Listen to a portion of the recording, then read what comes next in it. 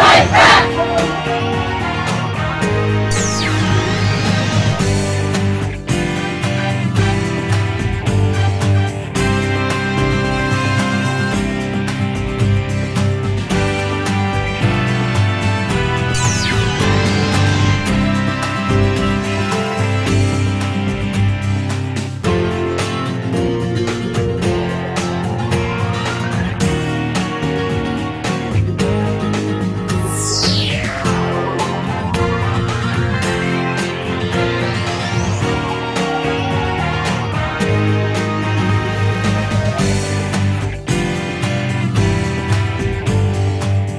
You know, every day here on the Thom Hartmann Program, Louise and I and our team, Sean, Nate, Shira, Dave, Chase, Sue, Nigel, Ron, we all work to put together the very, very best show we possibly can. And there's an enormous amount of work that goes into the show.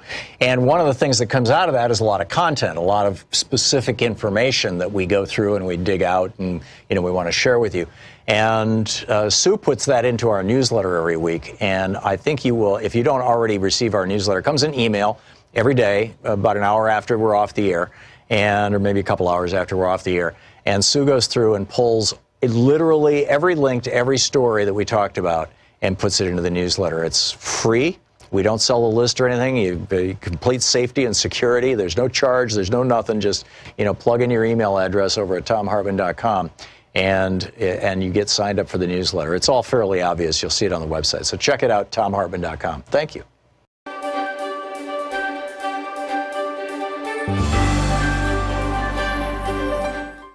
It's the Thom Hartmann University Book Club. Today we're reading from The Undercommons, Fugitive Planning and Black Study by Stefano Harney and Fred Moten.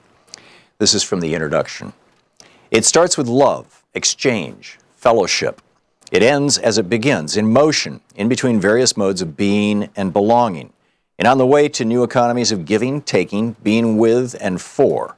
And it ends with a ride in a Buick Skylark on a way to another place altogether.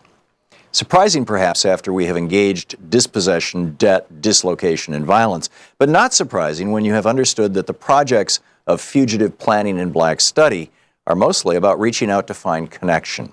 They are about making common cause with the brokenness of being. A brokenness, I would venture to say, that is also blackness, that remains blackness, and will, despite all, remain broken, because this book is not a prescription for repair. If we do not seek to fix what has been broken, then what? How do we resolve to live with brokenness, with being broke, which is also what Moten and Harney called debt? Well, given that debt is sometimes a history of giving, at other times a history of taking, at all times a history of capitalism, and given that debt also signifies a promise of ownership but never delivers on that promise, we have to understand that debt is something that cannot be paid off. Debt, as Harney puts it, presumes a kind of individualized realization to a naturalized economy that is predicated upon exploitation. Can we have, he asks, another sense of what is owed that does not presume a nexus of activities like recognition and acknowledgement, payment and gratitude? Can debt become a principle of elaboration? Moten links economic debt to the brokenness of being in the interview with Stefan Shukatis, who he acknowledges that some debts should be paid and that much is owed, especially to black people, by white people. And yet he says, I also know that it is, that what it is that is supposed to be repaired is irreparable. It can't be repaired. The only thing we can do is tear this stuff down completely and build something new, end of quote. The Undercommons do not come to pay their debts, to repair what has been broken, to fix what has been undone. If you want to know what the Undercommons wants, what Moten and Harney want, what black people, indigenous people, queers, and poor people want, what we, the we who cohabit in the space of the Undercommons want, it is this. We cannot be satisfied with the recognition and acknowledgement generated by the very system that denies A, that anything was ever broken, and B, that we deserve to be the broken part. So we refuse to ask for recognition, and instead we want to take apart, dismantle, tear down that structure right now. That right now limits our ability to find each other, to see beyond it, and to access the places that we know live outside its walls. We cannot say what new structures will replace the ones we live with yet, Because once we have torn stuff down, we will inevitably see more and see differently and feel a new sense of wanting and being and becoming. What we want after the break will be different from what we think we want before the break, and both are necessarily different from the desires that issue from being in the dark. Let's come at this by another path. In the melancholic and visionary 2009 film version of Maurice Sendak's Where the Wild Things Are, 1963, Max, the small seeker who leaves his room, his home, his family to find the world beyond, finds a world of lost and lonely beasts, and they promptly make him their king. Max is the first king the wild things have had, whom they did not eat, and who did not, in turn, try to eat them. And the beasts are the first grown things that Max has met, who want his opinion, his judgment, and his rule. Max's power is that he is small while they are big. He promises the beasts that he has no plans to eat them, and this is more than anyone has ever promised them. He promises them that he will find ways through and around and will slip through the cracks and re-crack the cracks if they fill up. He promises to keep sadness at bay and to make the world with the wild creatures that roared their terrible roars and gnashed their terrible teeth and rolled their terrible eyes and showed their terrible claws. That Max fails to make the wild things happy or to save them or to make the world with them is less important than the fact that he found them and he recognized in them the end of something and potentially the path to an alternative in his world, or an alternative to his world, excuse me. The wild things were not the utopian creatures of fairy tales. They were the rejected and lost subjects of the world Max had left behind. And because he shuttles between the Oedipal land where his mother rules and the ruined world of the wild, he knows the parameters of the real. He sees what is included and what is left out. And he is now able to set sail for another place, a place that is neither the home he left nor the home to which he wants to return. Moten and Harney want to gesture to another place, a wild place that is not simply the leftover space that limbs real and regulated zones of polite society. Rather, it is a wild place that continuously produces its own unregulated wilderness. The zone we enter through Moten and Harney is ongoing and exists in the present, and as Harney puts it, some kind of demand is already being enacted, fulfilled in the call itself. While describing the riots of London in 2011, Harney suggests that the riots and insurrections do not separate out the request, the demand, and the call. Rather, they enact the one in the other. The book is The Undercommons, Fugitive Planning and Black Study. Want to connect with the show online? You can find the Thom Hartmann Program on Facebook, Twitter, and Instagram. This is the Thom Hartmann Program. It's 108 degrees in Paris. The federal government is resuming executions. The Republican-led Senate Intelligence Committee and the Republican Special Counsel agree that Russia attacked and continues to attack and corrupt American elections. The Republican head of the Senate, though, is blocking bills to stop that. Current data suggests that the current president could win re-election even with a resounding loss in the popular vote of as big as 4 points. Thank God it's Friday. How you doing, everybody? I'm Jefferson Smith. It's an honor to be with you. This is the Thom Hartmann Program. I'm sitting in for Tom. It is Anything Goes Friday. And thank goodness and thank the Lord for you. Thank you, the coalition of the benevolently irrational, the good people doing good things for no good reason. You are priceless.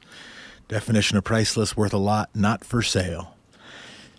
As I promised yesterday, I will respond to yesterday's calls for impeachment. I'll offer, I think, 5 schools of thought on the question. I'll tell you what I think as well. We'll talk a little bit about the minimum wage, because there's an interesting clip. A spokesperson on Fox News said something very interesting that belies the deeper argument that I think is going on that is too often clouded by distractions in our national conversation. And I will talk about what I think is bigger than impeachment, more important than a vote for articles of impeachment in the United States House of Representatives, more important for the history of our country, for the trajectory of bending the arc of history towards justice. Let me start on the question of impeachment. because we had a raft of calls yesterday. We had a raft of calls 2 days ago, but most of what we were doing then was listening to the testimony and offering some commentary during it. The call-in number, by the way, is 202-808-9925, 202-808-9925. It's Anything Goes Friday. There are things that you may want to talk about. You can call in with those things. We are blessed with a smart set of listeners who care about the country, so bring us good stuff. Here are, from what I can tell, 5 views. I'm not sure what order I want to offer those views. There might be a 6th. But no, I'm gonna still call it 5. One I'm gonna ascribe to a listener. Name is Jeff, different Jeff. Essentially who said this is the death blow. This is the big move. When I was gonna say a 6th, I think that one's adjacent to this guy sucks. We got to get rid of this president. He's lousy. I'm mad at him. He has violated the Constitution. He has committed high crimes and misdemeanors. I don't like this guy. We got to get rid of him. That's the big move that has to happen. That is the Trump card on Trump. I think let's call it view 1. View 2, I think, is the Sarah Kendzior and Elizabeth Warren view, that it is a matter of principle. Also, I could bifurcate those. Those might be a little bit, and they're nuanced. Those could be a little bit different. The Elizabeth Warren just says it's a matter of sufficient gravity. And whatever the political implications, this is the kind of thing, this is the reason the United States Senate sits. This is the reason that there are separation of powers.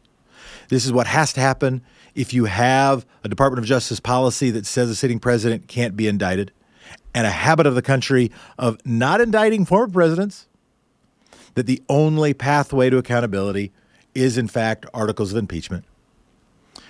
And therefore, not as a matter of tactics or strategy, not as a matter of view 1 of trying to actually remove the president, but just as a matter of principle, it must be done. Sarah Kendzior would put, I think, a slightly different or maybe an additional element, which is to call the behavior out, to make it very clear if this kind of thing, if having a white supremacist president who invited Russian election interference and is financially benefiting, or for purposes of financially benefiting from such interference, that kind of thing cannot be approved of. And you can't only have people with a few microphones saying that. You need the weight of Congress saying that.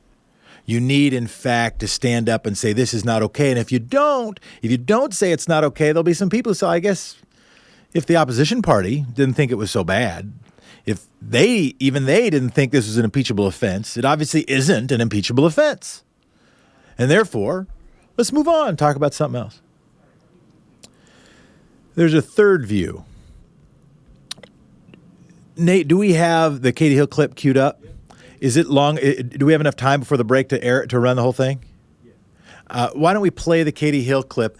This is Katie Hill is a U.S. representative who is not yet ready to vote for articles of impeachment. And I'll let her use her words.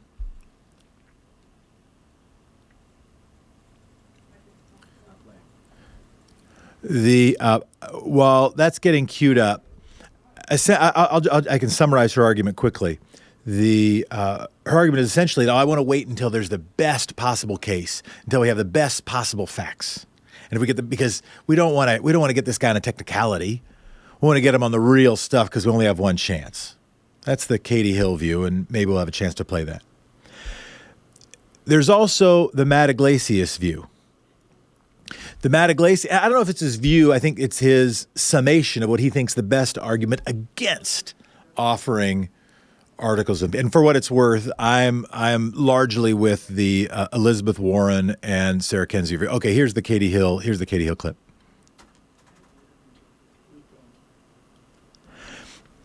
Maybe false alarm. The Matt Iglesias summary is essentially 2 parts. Democratic priorities are popular. The big things they want to do are popular. Impeachment is not as popular. and impeachment would take all of the energy. The press cares a whole lot about impeachment. They're more fascinated by impeachment. Heck, callers who call in, a plurality of them very motivated by the question of impeachment. It would draw away all of the attention from those popular things. In the midterm elections, it was focus on health care that helped win swing districts. It was the clarity that the Republican Party was trying to take away people's health care that helped win so many districts that Trump had won in 2016. That's what helped Democrats take the House in 2018. And then a focus on impeachment. This backfired. We thought, oh, well, people won't like you if you go after the president. That is a view. I don't think it's the strongest argument against articles of impeachment.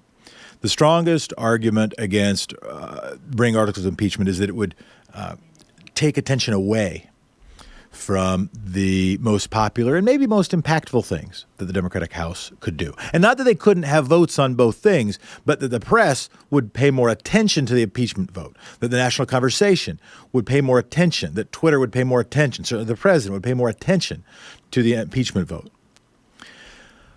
And then a last one is wait.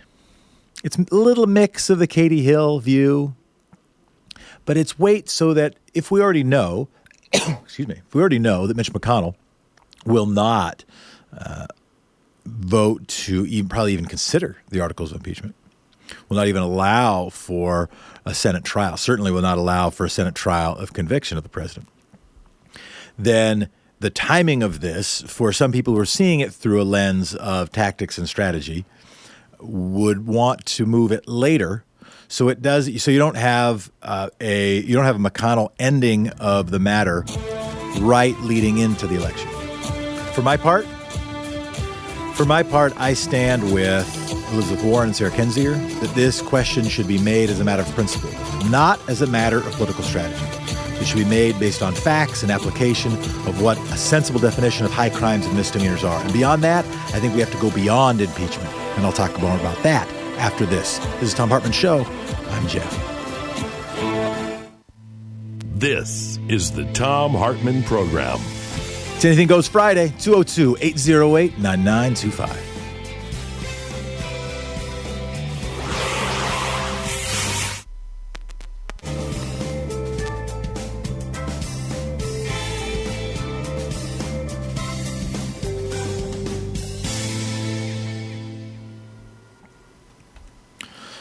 Jeff from Los Angeles, California on Free Speech TV. Thanks so much for calling. Thank you, Jefferson. You've always been a really good host. Appreciate it. I just want to, back up a little bit and go up a little higher and look down.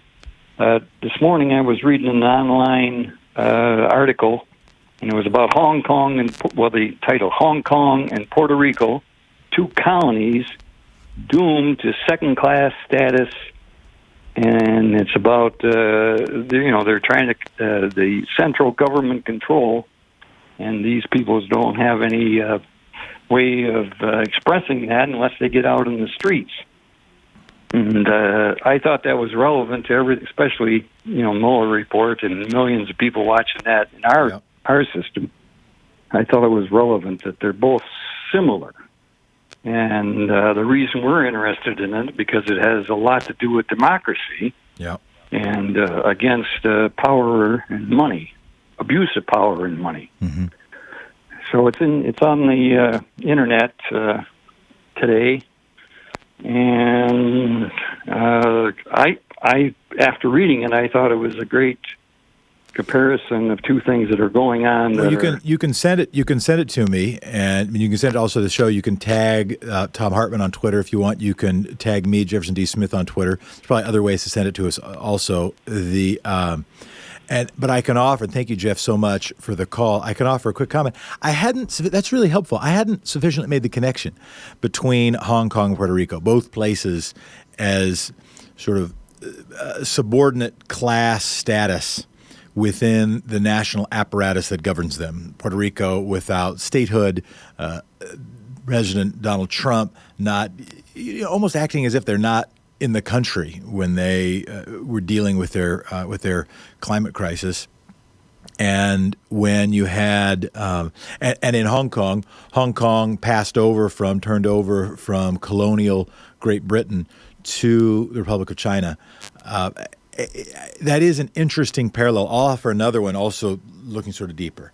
As I see the flow of history, the post-World War II era has been kind of a transition from the colonial era, from the era where it was kind of the global consensus that might made right, that the most powerful nation in a region could go out and conquer the other nations and take them and take their stuff.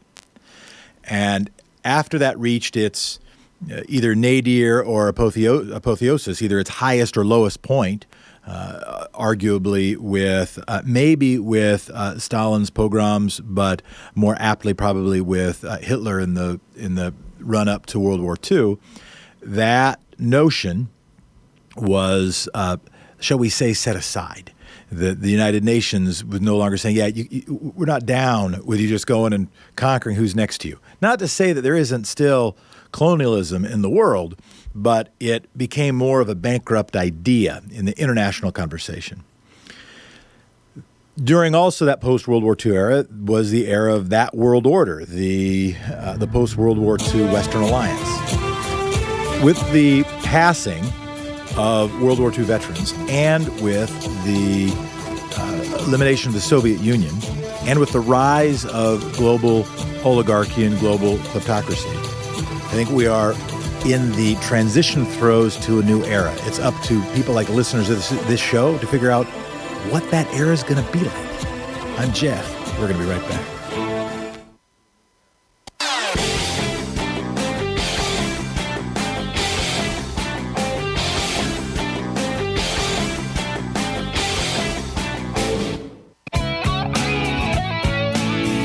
Welcome, everybody. I'm Jefferson Smith. We're back. Thanks for being with us. It is Anything Goes Friday. I offered my thoughts on impeachment. I know that some of you will have some of your own. The highest-ranking Democrat, I think we'll talk about this with Talk Media News, but the highest-ranking Democrat to date came out publicly in favor, Representative Catherine Clark, who's the vice chair of the House Democratic Caucus, beginning the process of impeachment. That news came out this morning, and Nancy Pelosi was responding to it. And I offered sort of a set of schools of thought. And then I also, a little bit later, want to talk about what I think is even more important, including the stuff where I think we can put real energy into across the nation and have real impact on. Let's go to Tom from San Bruno, California. Tom, you're on the air. Yeah, thank you. Speaking of Katie Hill, I made 3 trips down last year before the 2018 election to help her get elected, and I was worth every penny on the train fare of Amtrak and the hotels, and I went out with the people. She had a lot of people from other districts as well as her own, and it was outstanding to help her get flip that district.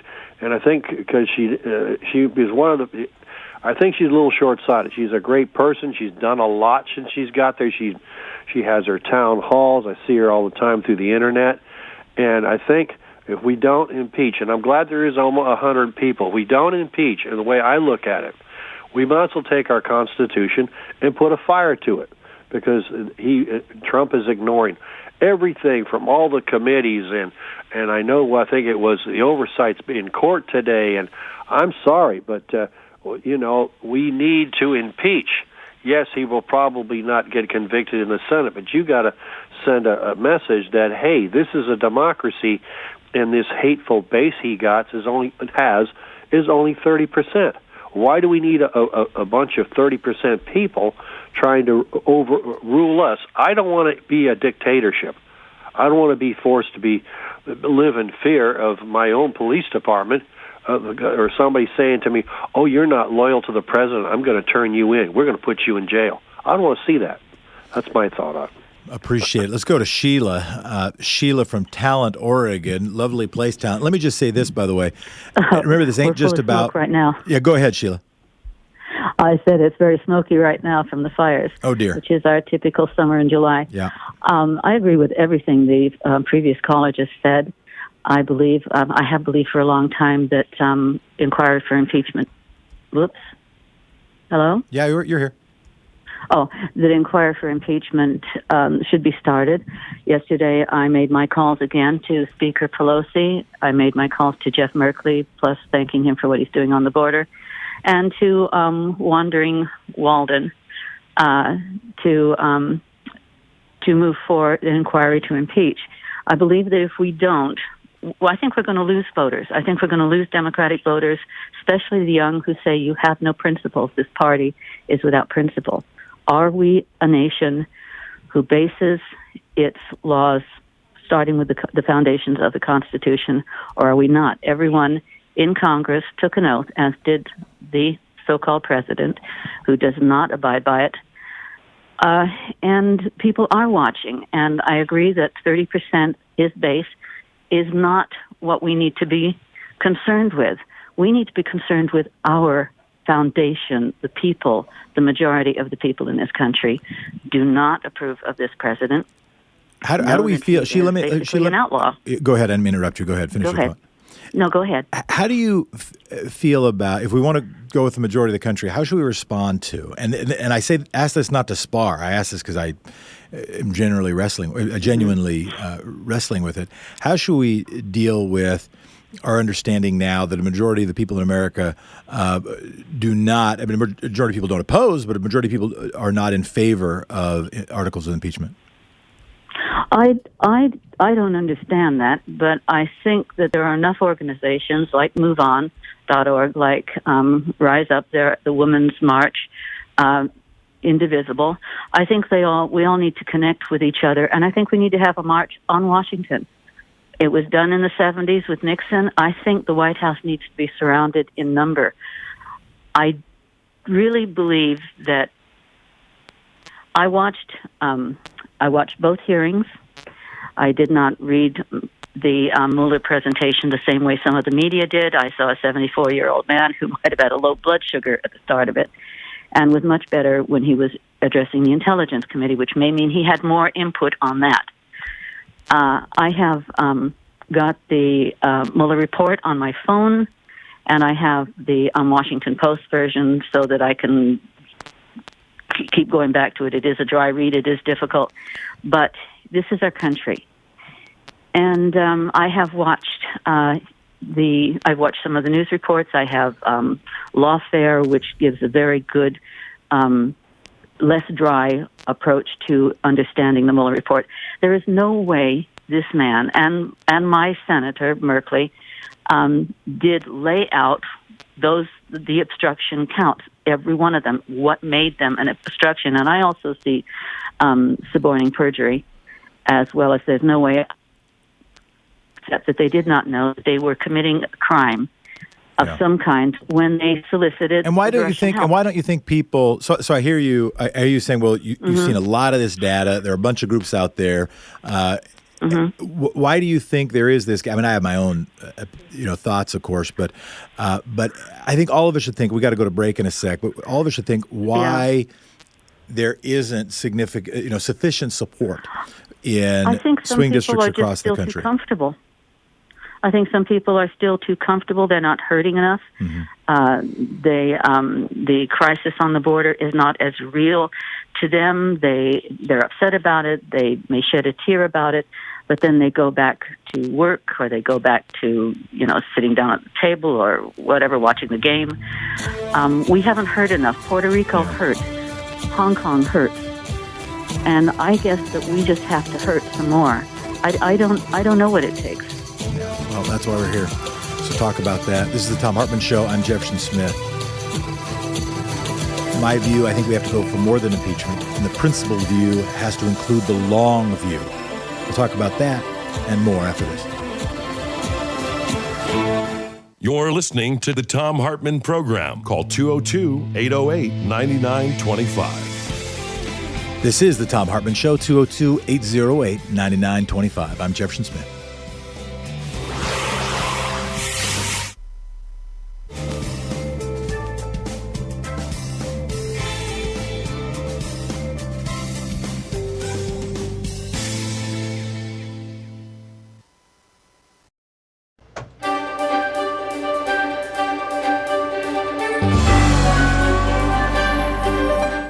Our book today in the Thom Hartmann Book Club is No Visible Bruises, What We Don't Know About Domestic Violence Can Kill Us by Rachel Louise Snyder. I'm reading from the preface. This is page 4. Suzanne and I exchanged small talk on her brother's driveway that day in 2010. She and the family were still in preparation and packing mode for their annual camping vacation into the hinterlands of Maine, and Suzanne had been greeted by her brother Andre with a long shopping list. She had told me she worked for a domestic violence agency in town and that they had recently developed a new program that she was calling the Domestic Violence High Risk Team. Their primary aim was simple, she said. We try to predict domestic violence homicides before they happen so we can prevent them. It sounded immediately implausible. So implausible, in fact, that I thought I'd misheard some elemental piece of it. Predict, I remember saying? You said predict domestic violence homicides? I had come across domestic violence in my reporting over the years, not only in Cambodia, but also in places like Afghanistan, Niger, and Honduras. But it had never been a focus for me. Instead, it was always adjacent to whatever other story I was writing, so much so that it was practically banal. The young girls jailed for love crimes in Kabul, the Indian child brides who gave interviews only in front of the men who controlled them, the Tibetan women forcibly sterilized by the Chinese government, the teenage brides in Niger cast from their villages after post-pregnancy fistulas made them pariahs, the Romanian women forced to give to birth multiple children under Ceausescu and who now in their early 30s were grandmothers fated to poverty, the Cambodian street workers beaten and gang-raped for weekend sport by well-heeled Khmer teenagers. All of these women in every country were brutalized and controlled by men as a matter of routine. Men made the rules, primarily through physical violence. It was there, lurking in practically every story I'd ever covered around the world, a shadowy background so obvious I didn't even have to ask about it most of the time. It was as common as rain. Until that moment in the driveway with Suzanne Dubas, if I thought of domestic violence in the United States at all, I saw it as an unfortunate fate for the unlucky few, a matter of bad choices and cruel environments. A woman hardwired to be hurt, a man hardwired to hurt. But I never envisioned it as a social ill, an epidemic we can actually do something about. Now here was Susan Dubas talking about preventative measures for a type of violence that, for the first time, I saw operating along a continuum. The young girl in India married as a child, the Tibetan woman sterilized, the Afghan woman jailed, the housewife in Massachusetts brutalized by her husband.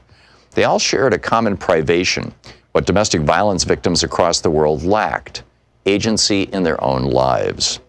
The forces that brought a Cambodian prostitute to the brink of death were the same forces that killed thousands of women and children and men, but mostly women and children, across America and the entire globe every year. An average, in fact, of 137 women each and every day are killed by intimate partner or familial violence across the globe, and this does not include men or children. Everything in my body suddenly came alive that day. I saw all the faces of women around the world from over 2 decades of work, and I realized how rarely I'd gazed inward at my own country, at what we got wrong and what it meant. The universality of domestic violence and how it crisscrosses geographical, cultural, and linguistic barriers. Maybe all those other stories were in preparation for the day that I'd meet Paul Monson and look at the mountains from his living room windows. I ended up following Suzanne to the farmer's market and then to the grocery store and then to the liquor store as she prepped for her camping trip. I helped her carry ice and peaches and hamburger meat. I asked question after question while she drove and while her mother Pat sat in the passenger seat, chiming in here and there. How did it work? How many have you stopped? What else can you predict? My questions were vast and endless. Like many people who hold a casual acquaintance with a problem, I believed all the common assumptions. That if things were bad enough, victims would just leave. That restraining orders solved the problem. And that if a victim didn't show up to renew a restraining order, the problem had been solved. That going to a shelter was an adequate response for victims and their children. That violence inside the home was something private, unrelated to other forms of violence, perhaps most notably mass shootings. That a lack of visible injury signaled a lack of seriousness. And perhaps most of all, that unless we stand at the receiving end of a punch, such violence had nothing to do with us at all. Over the next few years, Suzanne Dubas and her colleague Kelly Dunn patiently taught me about the scope and history of an issue that still today is too often hidden. I learned why past approaches had failed and what we could do more effectively today. Between 2000 and 2006, 3,200 American soldiers were killed. During that same period, domestic homicide in the United States claimed 10,600 lives. This figure is likely an underestimate, as it was pulled from the FBI's supplementary homicide reports, which gather data from local police departments, and participation is voluntary. 20 people in the United States are assaulted every minute by their partners.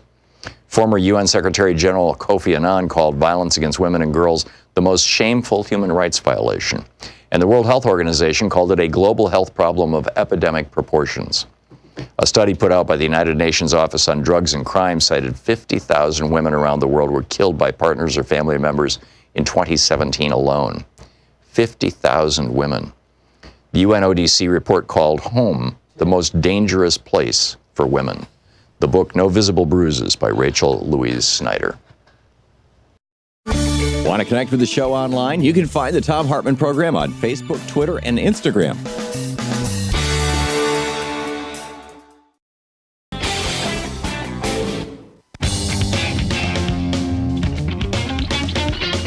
We're back on the Thom Hartmann Show. I'm Jefferson Smith. Thank you so much for being with us. It's an honor to be with you.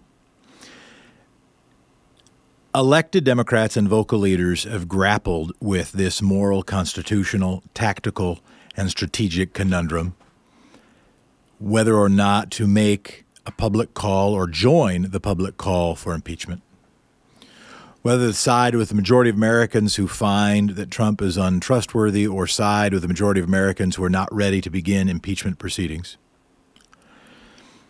The case for no is strong. The case for delaying any demand for impeachment. The investigation might not be viewed as over. We now know in Seth Abramson's excellent thread offering 10 things that we learned from the Trump investigation. I'll go through those in a little bit. Reminds us that nothing on money laundering was even covered by the Mueller team. The facts aren't all gathered. Also, Pence is no savior. As a matter of principle, we shouldn't take it lightly or hastily to rush such a process. Connecting impeachment to elections can seem opportunistic. It could fit with a conservative narrative that all the libs want to do is redo the 2016 election. The case for yes is also strong. As our caller from Talent and with some talent offered, there is principle at stake. The world is watching. The next generation is watching as we determine what is and what is not permissible conduct by a sitting president of the United States, what rises to the level of something that is not only a reason to vote against, but a reason to remove. There is mounting evidence, now clear evidence from the report, of high crimes and misdemeanors, of obstruction of justice. Everything but the final conclusory line was made clear, all the predicates necessary. And the fate of the republic may in fact depend on changing national leadership. Lots of people, including a majority of Democrats, want Trump impeached. Impeachment demands also can build energy, and if you don't begin that process, so many of the people are saying, wait a minute, I'm a member of the opposition party, so we can oppose, so we can resist, not so we can quietly go along. As Tom Steyer can attest, it can help you build a list if you call for impeachment. And failing to call for impeachment can also seem opportunistic or cowardly or mealy-mouthed or false. My summation, where I land, is that we need to call for more than impeachment. Impeachment may be necessary, but impeachment will not uproot oligarchy or white supremacy, as I've said before. Impeachment will not restore a stolen Supreme Court or ensure a woman's right to choose. Impeachment will not restore separated families or save 1,400 lives per year from gutted climate protections. Impeachment will not transform a media or conservative movement that has facilitated all of the above. Impeachment will not reform criminal justice, address wealth disparities, give the rising generation or aging Americans affordable places to live, or save democracy. Impeachment will not resolve the corrupt elements within the administration, the Congress, and its connected apparatus. Impeachment won't even stop Vladimir Putin and Russia from hacking our elections. The country needs more than impeachment. Impeachment may indeed be necessary, and there certainly is justification for it, more than articles of impeachment that have been brought previously in history. This is a deeply serious matter from which we cannot shrink or shy. But impeachment is neither an objective nor a solution. A better country is the objective. Going after root and branch and solving real problems are solutions. A historical example. I offered it before, but it was months ago. The hardcore of the conservative movement got stronger, not weaker, after Richard Nixon fell. So much of the focus was on Nixon sucks that after he was removed, the media exhaled. Ronald Reagan seemed refreshing. The underpinnings of the modern right continued to deepen, even started growing their roots and extending their branches. The Koch brothers, the Virginia School, hat-tip Nancy McLean, the Federalist Society weren't yet famous. Removal of the president fooled America into thinking that a significant problem had been solved when, in fact, much of that problem was just beginning. Calling for more than impeachment has some added benefit of helping the advocate not merely be or sound like a mealy-mouthed appeaser or reducing the energy of the people who rightly demand change at the top. The clarion call can, and I would argue needs to be wider and deeper, root and branch, not just personality and party, but the movement, the corrupt apparatus, along with a cruel, selfish, sexist, and racist ideology. So what might that mean? If a few of you agree with me, I would never say that impeachment is a distraction. It's an enormously important issue. I would never cheapen it that way. It's a critical question. But if I would say that it is not the only question, and if I would say so much fixation on Donald Trump, who is not the head of the snake but the rattler, if we need to address something more than that rattle, where might we address? If I'm a listener to a radio program and I want to engage, and I'm not sure that I can have a decisive impact from either my blue or my red state, where might I have impact? Today and some next week, I'll be offering thoughts on that question. Let's take one. The state legislature. Republicans control 30 state legislatures, both the House and the Senate, compared to just 18 by Democrats. Just 2 states, Minnesota and Alaska, right now have split chambers. The 2010 elections resulted in severely gerrymandered maps in places like North Carolina, Texas, and Wisconsin, where Republicans have hung on to outsized congressional majorities, even as their states have become more purple. Harvard professor told Vox, and I am borrowing here from Vox, Theta Skocpol, I believe is the pronunciation. State legislatures are probably just as important as the presidency. In a lot of ways, they're the whole ball game. It's kind of late in the game, still quoting, it's the fourth quarter. The Democrats are down by 2 touchdowns, and they have biased referees on the sidelines. They have to win the game anyway. 2020 and 2022 are the most important elections in American history, in my opinion, probably right up there with 1860. People probably remember, as I end the quote, what 1860 was and what happened right after 1860. State legislative races can get won. They're closer. They're smaller. Some donations, some knocking on doors, good candidates, framing the correct argument, increasing voter participation, not only relying on coattails, but on reverse coattails. Because tell you what, you get somebody out there to vote for the president, they might not fill out the entire ballot. Somebody shows up to fill out a ballot for the state legislature, I guarantee you they vote for the stuff above it. A national campaign or a series of national campaigns focused on state legislative races around the country could transform history, could transform congressional maps, could transform how the nation operates for the next decade, could finally start beating back what we're dealing with, which is an anti-majoritarian, anti-democratic movement, and I don't just mean anti-the Democratic Party movement that has been governing the country even without majority popular support. Arizona, Democrats are 2 seats away from taking a majority in the state House, 3 seats away from majority in the Senate. In Florida, Democrats are 14 seats away from majority in the state House. In Georgia, 16 seats in the state House. In Iowa, Democrats are less than 4 seats from majority in the Iowa state House. In Kansas, Democrats are trying to break Republican supermajorities in both chambers. Democrat Laura Kelly won the governor's seat in 2018. That could get done.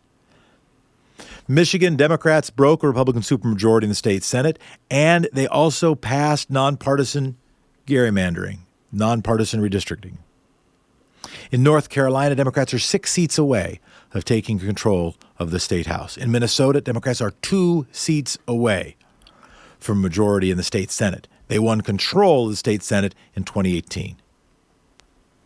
In Pennsylvania, Democrats broke a Republican supermajority in the state Senate in 2018. They are 9 seats away from majority in the state House, 4 seats away from majority in the state Senate. Texas, 9 seats away from a majority in the Texas state House. Virginia, 2 seats away from majority in the state House of Delegates, 2 seats away from majority in the state Senate. Wisconsin, Democrats are 3 seats away from majority in the Wisconsin State Senate. There were 2 political speeches that got me engaged in politics. They were in the 1984 presidential convention. One of them was by Jesse Jackson. I think it was this speech. And he cited the Bible when David picked up a stone and smote the Philistine. And he talked about voter registration efforts all around the country as rocks just lying around. There are state legislative seats in this country, rocks just lying around. We'll be back. This is Tom's Show. I'm Jeff. You're listening to Thom Hartmann. Visit thomhartmann.com for audio and video archives. Thank goodness it's Friday, 202-808-9925. We'll get to your calls right after this.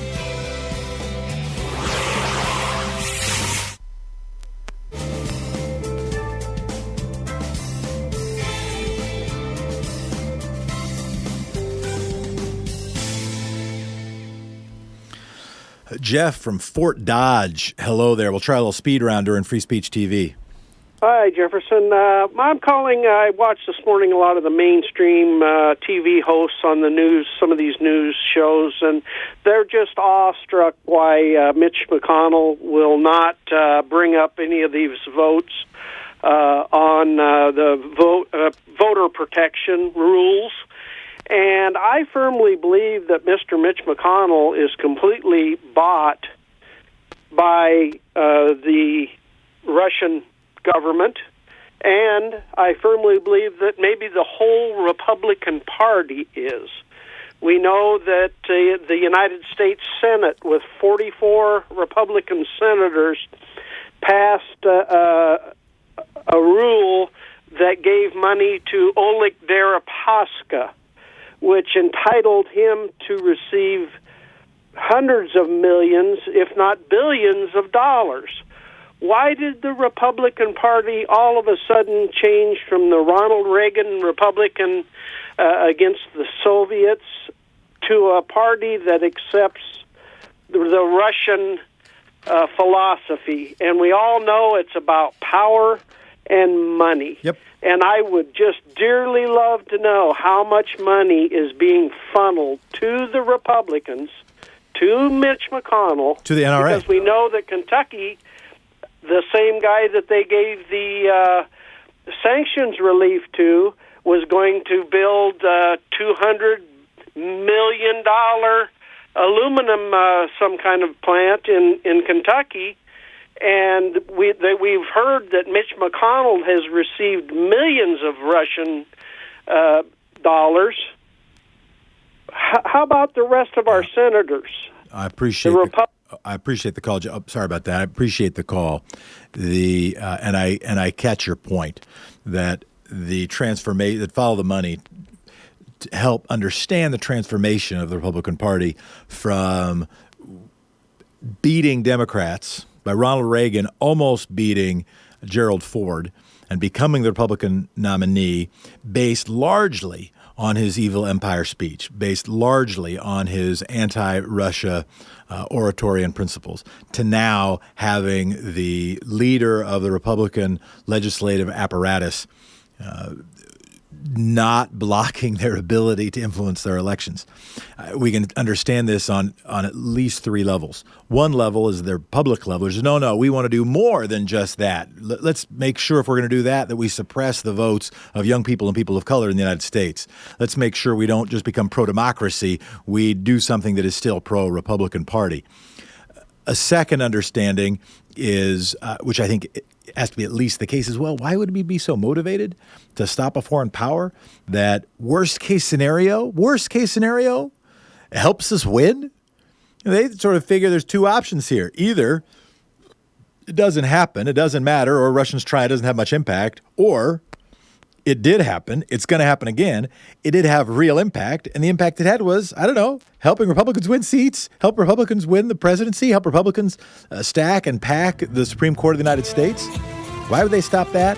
You raise the third one. It is potentially the most pernicious, where the corruption is more direct, where it's not merely the soft corruption of oligarchy in the country, but in fact direct and some indirect payments to people and payments to political movements. We've seen it with the National Rifle Association. We just found out that there was capability in Illinois to tamper with voting results. It's scary stuff. We'll be back.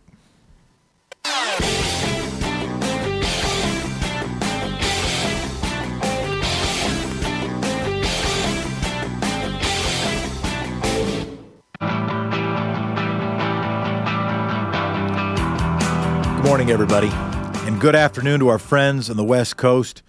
It is Anything Goes Friday. We're going to take your calls. We're going to start with George on KPFK, wonderful station in Los Angeles, California. How are you doing, George? Sir, thank you for your work, and thank you for allowing me to speak. I want to suggest that we do not allow Republicans to describe themselves as conservatives. In truth, they are reactionaries. They are reacting with loathing and fear to the onrushing future. The future is coming, and what they do is they respond with lies and bombast. That's all. I appreciate it, George. I appreciate it.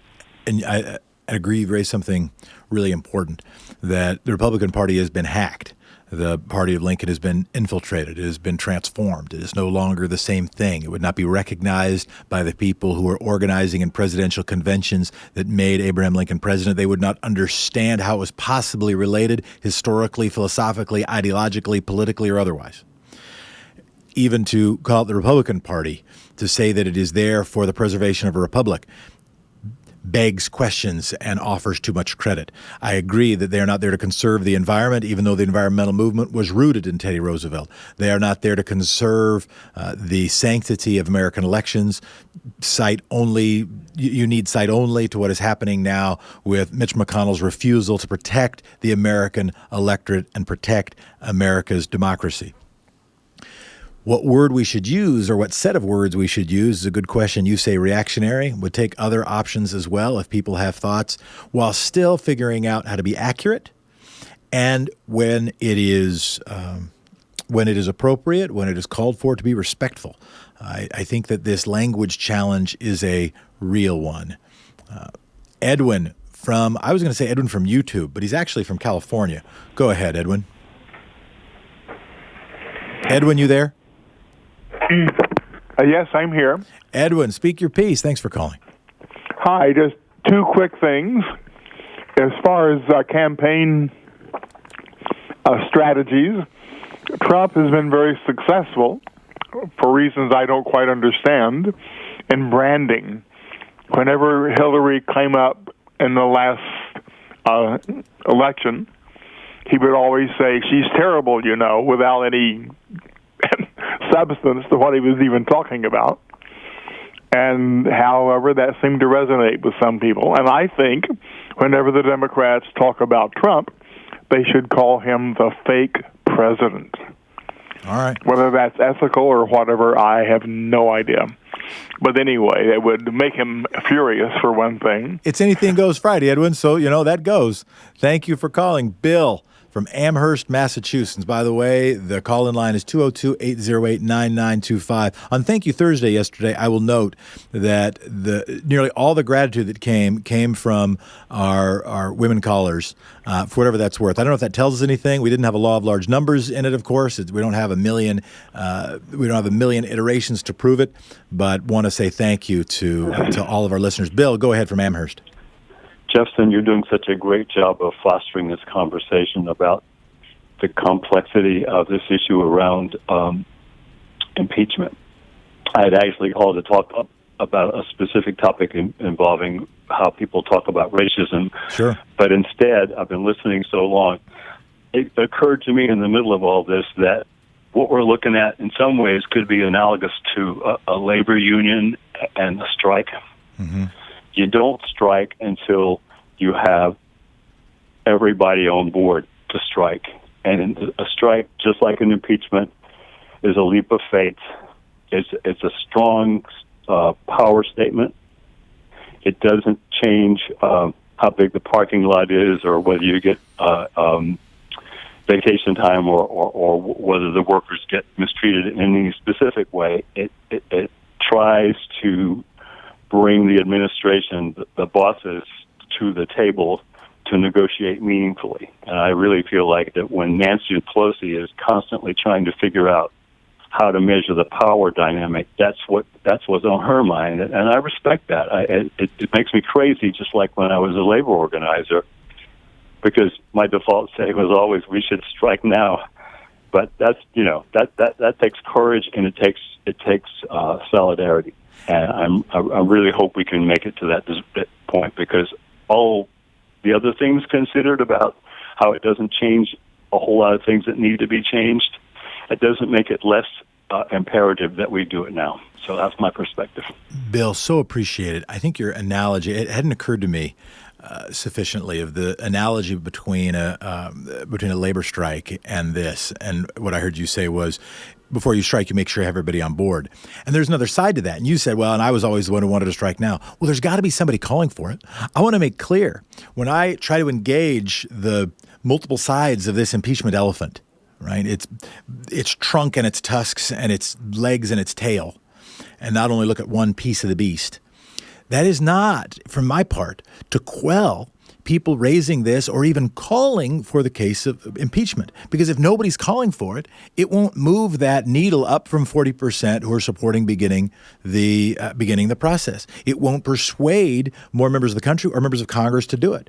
I find it also really interesting because it ought to tell us if we want to be a party of the people, or if we're not all the members of one political party, we want to be a movement based in the people, then we also need to recognize our responsibility in that we can't just rely on members of Congress to lead that conversation. That in so many ways and to such a degree, elected politicians are not leaders, they're followers, and they follow the power apparatus in the country. We have to transform that power apparatus. That power apparatus includes elected officials. It is not merely that. So all the people who are texting and saying impeachment now or calling in saying impeachment now, if you're not saying that, who will? To be very clear, when I try to engage the issue, it is not to set aside the folks who say strike now, strike now, strike now, because if nobody's saying strike now, there won't be enough workers to strike ever. I appreciate your call very much. Carolyn from, I think it's Sandalfoot, Florida. It's Boca Raton, Florida. Wait, let me just screw up the speaker. Here, hold that thought. We'll come back to you right after the break. It'll be the first call we take. Carolyn, that's the magic music that's taking us to the break. And Carolyn, thanks for calling. We'll be right back. This is the Thom Hartmann Show. I'm Jefferson Smith.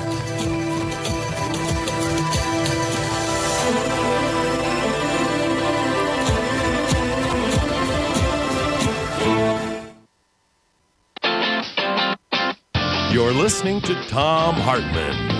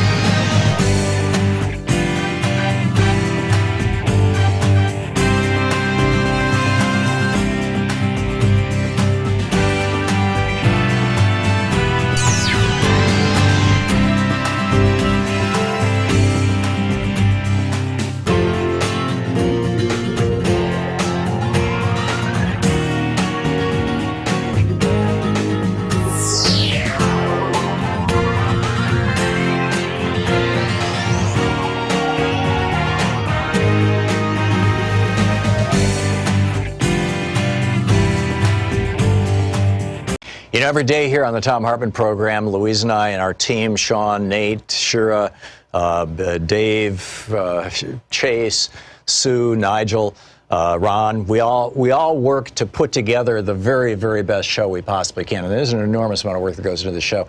And one of the things that comes out of that is a lot of content, a lot of specific information that we go through and we dig out and, we want to share with you. And Sue puts that into our newsletter every week. And I think you will, if you don't already receive our newsletter, it comes in email every day, about an hour after we're off the air, or maybe a couple hours after we're off the air. And Sue goes through and pulls literally every link to every story that we talked about and puts it into the newsletter. It's free. We don't sell a list or anything. You complete safety and security. There's no charge. There's no nothing. Just, plug in your email address over at thomhartmann.com. And you get signed up for the newsletter. It's all fairly obvious. You'll see it on the website. So check it out, thomhartmann.com. Thank you.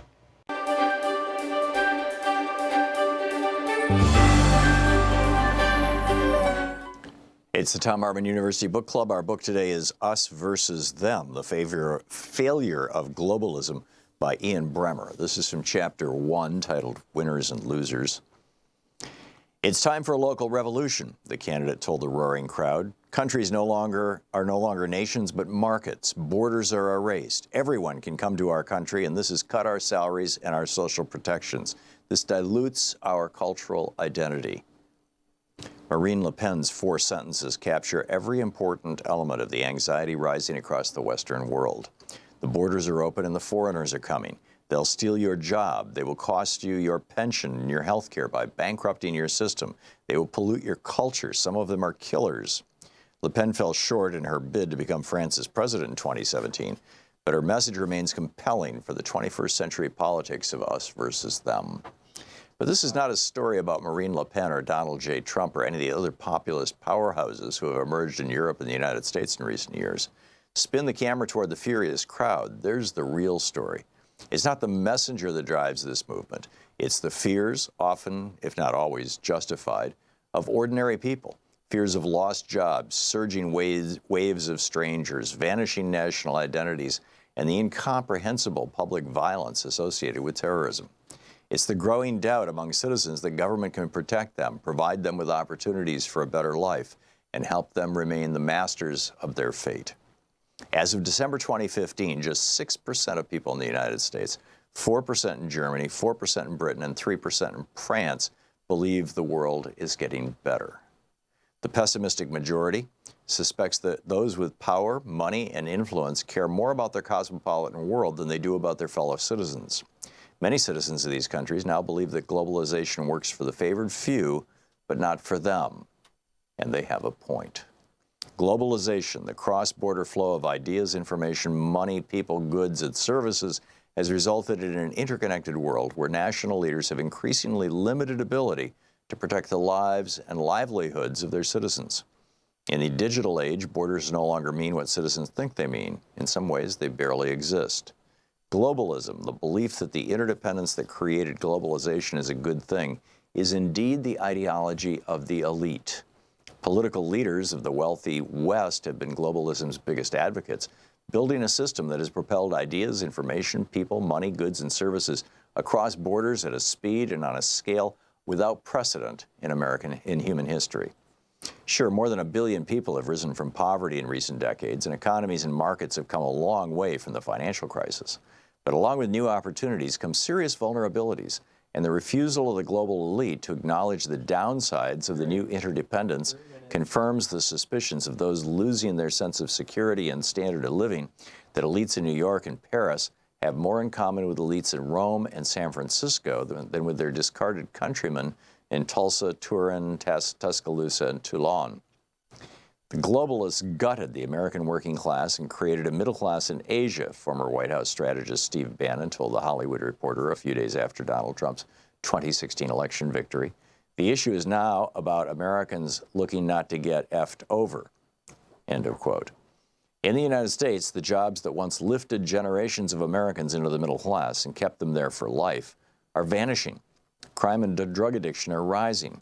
While 87% of Chinese and 74% of Indians told pollsters in 2017 that they believe their country is moving in the right direction, Only 43% of Americans said the same thing.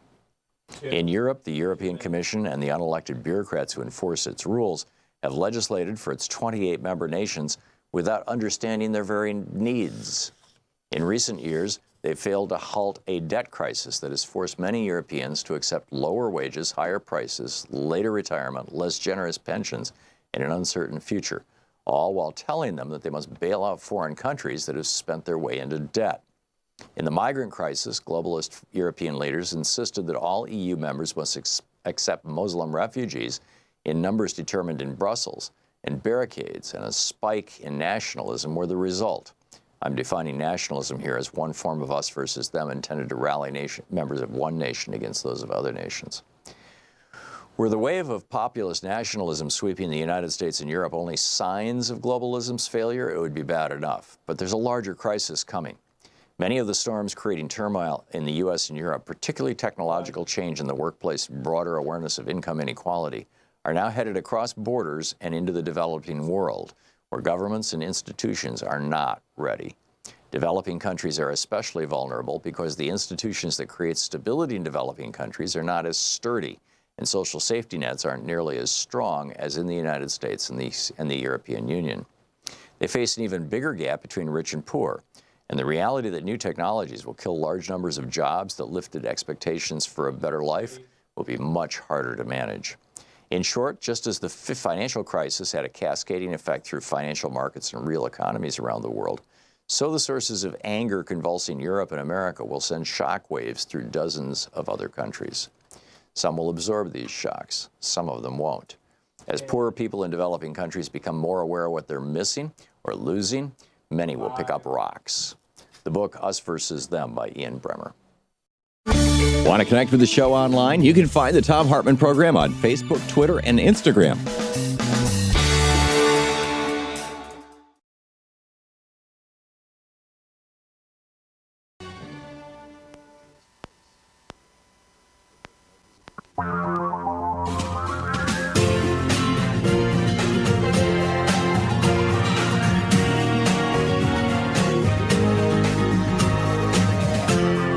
This is the Thom Hartmann Program. Happy Friday, everybody. It's Anything Goes Friday, and it's Ro Khanna Friday. Congressman Ro Khanna with us, joining us to take your calls, answer your questions. Some of the things we'll get to include the Iran deal or lack of a deal, the budget deal that has been worked through the National Congress, also the path forward on Mueller impeachment, also the bills that Mitch McConnell has blocked on protecting American elections. I promised also to get to Carolyn's call. We'll get to her first, but let me introduce and let me welcome Congressman Ro Khanna to the program. Representative, thanks so much for joining us. It's great to be back on. I appreciate it. Do you mind if I go straight to a call? Carolyn called just before the break. I promised I'd go to her. You mind going straight to a call? Carolyn, let's hear from Carolyn. All right. Carolyn, you're on the air from Florida. Oh, my goodness. I appreciate it so much. Thank you so very much for taking my call. I'm a big fan of Tom and Ro and you, Jeff. You're doing a great job. I have a question and a comment, and and I'm going to put my comment out first. My comment is that people seem to be ignoring the main equation. This is a follow-up on the discussion you had with the gentleman before about the Republican Party and about Mitch McConnell. Nobody seems to talk about the fact that the RNC server was hacked, and it was hacked the same time that the Democratic server was hacked. And I don't know if it was one server or several servers, but they were hacked. And people don't get it. They try to apply a zero-sum reason for the behavior of the Republican Party, that it's fear of the base, and that's why they won't speak up to Trump. Or it's because of the NRA money that they've received. But those things, the NRA money is out there. That's been exposed. And they could have easily taken down Trump from the get-go, right away. They didn't have to go through all these machinations with Trump. I brought this up to Adam Schiff in 2017 because I'm a real activist with the Democratic Party down here. And I asked him, what are you going to do about the RNC server on the Intel Committee? How are you going to obtain information when you have the possibility of an No, we lost our caller because we had lost Rokan. I brought her back. Carolyn, if you want to call back, we'll let you finish your point. Congressman Khanna dropped off the air, and bringing him back on the air, we lost your call. But Congressman Khanna, it still might be an opportunity to respond to the hacking elections and recognizing that there might not just be a risk to a single political party of foreign interference on our elections. Well, Carolyn is absolutely right that we have to do more to safeguard our elections. I mean, Bob Mueller was testifying, saying that we face still a threat of election interference, and that's not just interference on our social media platforms. That could be interference in tampering with voter machines. I mean, the Russians tried to do that. There is evidence, if you read the Mueller report, that they tried to hack into Secretary of State's and state government voter machines. And we know one of the fixes, which is to have paper ballots, to have transparency in our voting. I'm on a bill with Mark Pocan, who's a frequent guest on the show as well, calling for that. But Mitch McConnell refuses to move any bill that relates to election security. And you're absolutely right. Today it's Russia doing it. You could imagine some government doing it on the behalf of Democrats. I mean, not that that's happened, but you could imagine a scenario. So I don't understand why any American wouldn't want to have election security and free from interference. But it's really being held up by Mitch McConnell. I don't know how much time y'all have to fraternize, to just chat with fellow members.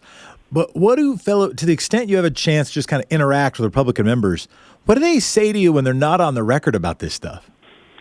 They say that the president's very sensitive about anything that calls into legitimacy his election, and basically he views talking about the Russians, talking about interference, talking about election security as calling into question the legitimacy of his win in 2016. So it's become a third rail. But it's really sad that that's where the conversation has been hijacked. All right, let's take another caller. There have been lots of calls with respect to impeachment. Let's take a couple of those. And folks, when you call, so we can get lots of callers in, let's go quick, ask your question or make your very quick point, and then let's let Congressman Khanna respond. We might take two calls because I know one is from a Trump supporter who I think is daring impeachment. But let's start with Stan from Champaign, Illinois. Go ahead, Stan. Stan, you there?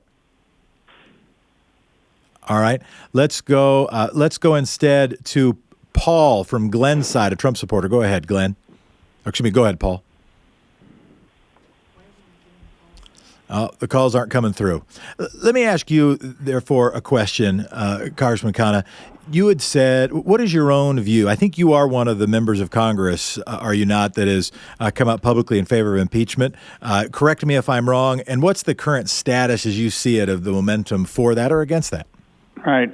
I have not publicly come out, but I think it's a moot point because Jerry Nadler has said that he's going to move forward, and we don't need a House vote. And that was actually the biggest story, and I support Jerry Nadler in his decision. That was the biggest story of the Mueller, the day Mueller testified, was what Nadler said afterwards. And the reality is you do not need a House vote to begin hearings. Nadler has the power to do that. He doesn't even need a vote in the Judiciary Committee, and he said more or less that he is going to do that. I support his judgment and his timeline, but I expect him to act.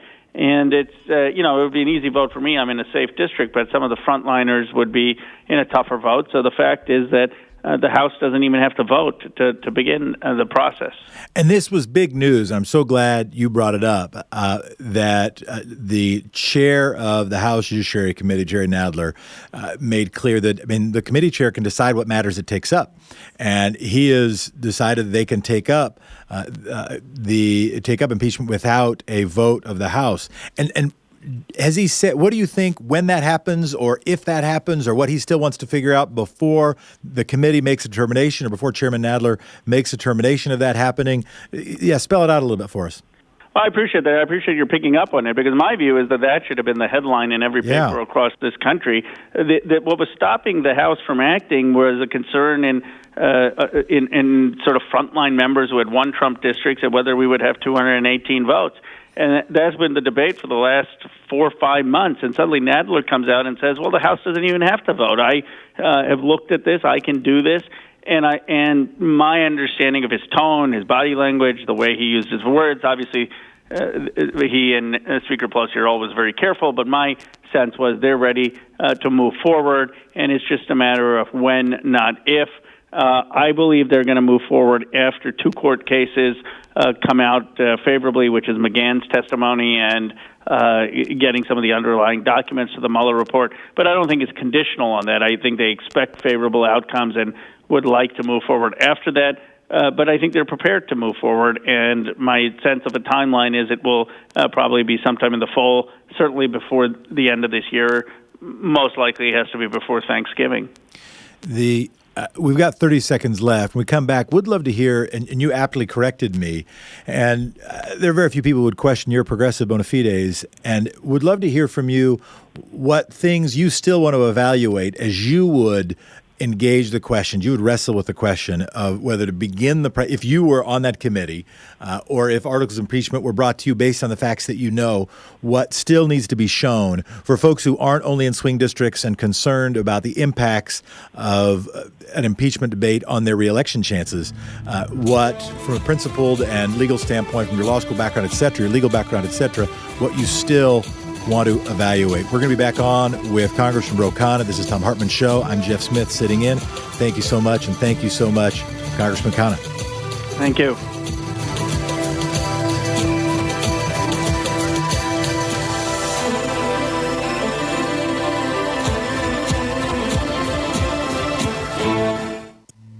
This is the Thom Hartmann Program. This is the Thom Hartmann Program. We'll be right back after this.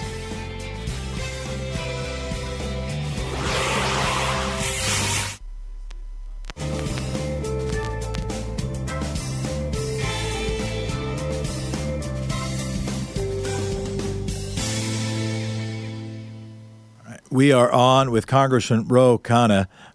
We tried to take Paul's call from Glenside. Paul, are you there? Can you hear us? No, we can't.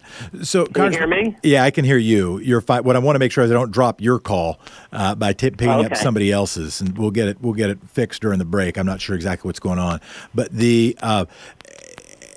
let's actually talk about Iran, because I want to get your answer about the impeachment stuff when we get back. What's happening with Iran? How do you understand that? It's a very volatile and dangerous situation where you had the president almost drag us into war. Fortunately, he decided not to strike at the last moment, but you have Pompeo and Bolton itching to get us into a conflict.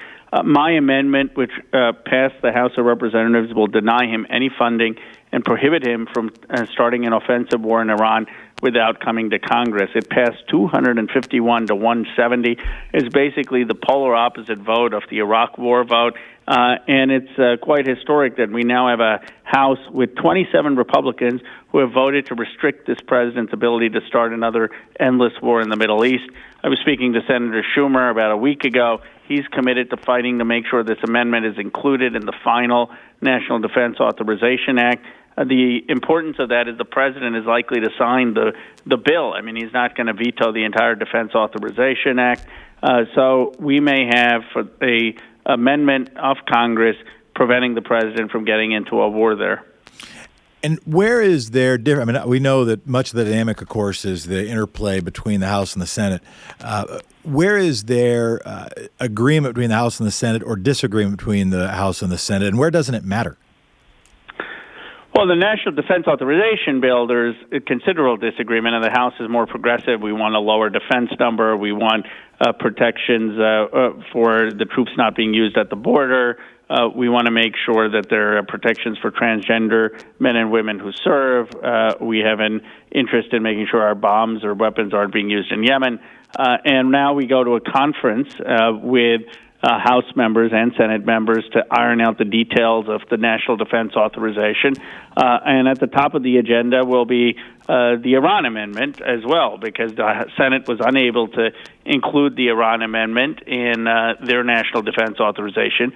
We put it in ours, and so the question will be which version lands up on the president's desk.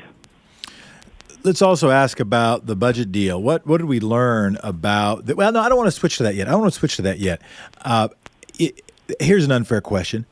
if you were going to have like your DEFCON level, I was going to put it a percentage chance, but in terms of your DEFCON level, your threat assessment of an armed conflict with Iran, where are you at in terms of assessing that threat level? How concerned you are that we might, in fact, get into an armed conflict?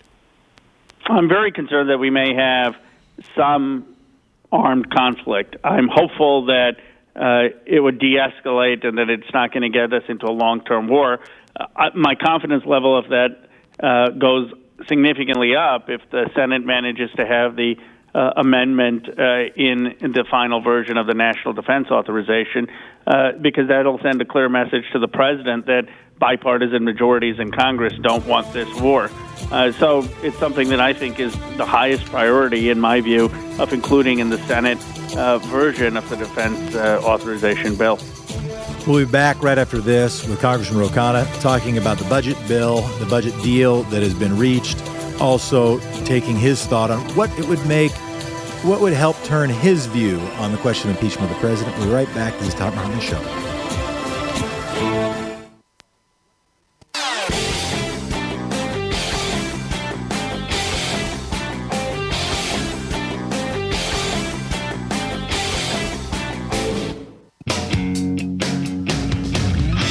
Howdy, everybody. It's Anything Goes Friday, and today what is going is Congressman Rokana spending his time with us talking about a range of issues, including his own view as one of the members of Congress who has not publicly announced his own take on whether or not he would support articles of impeachment for the president.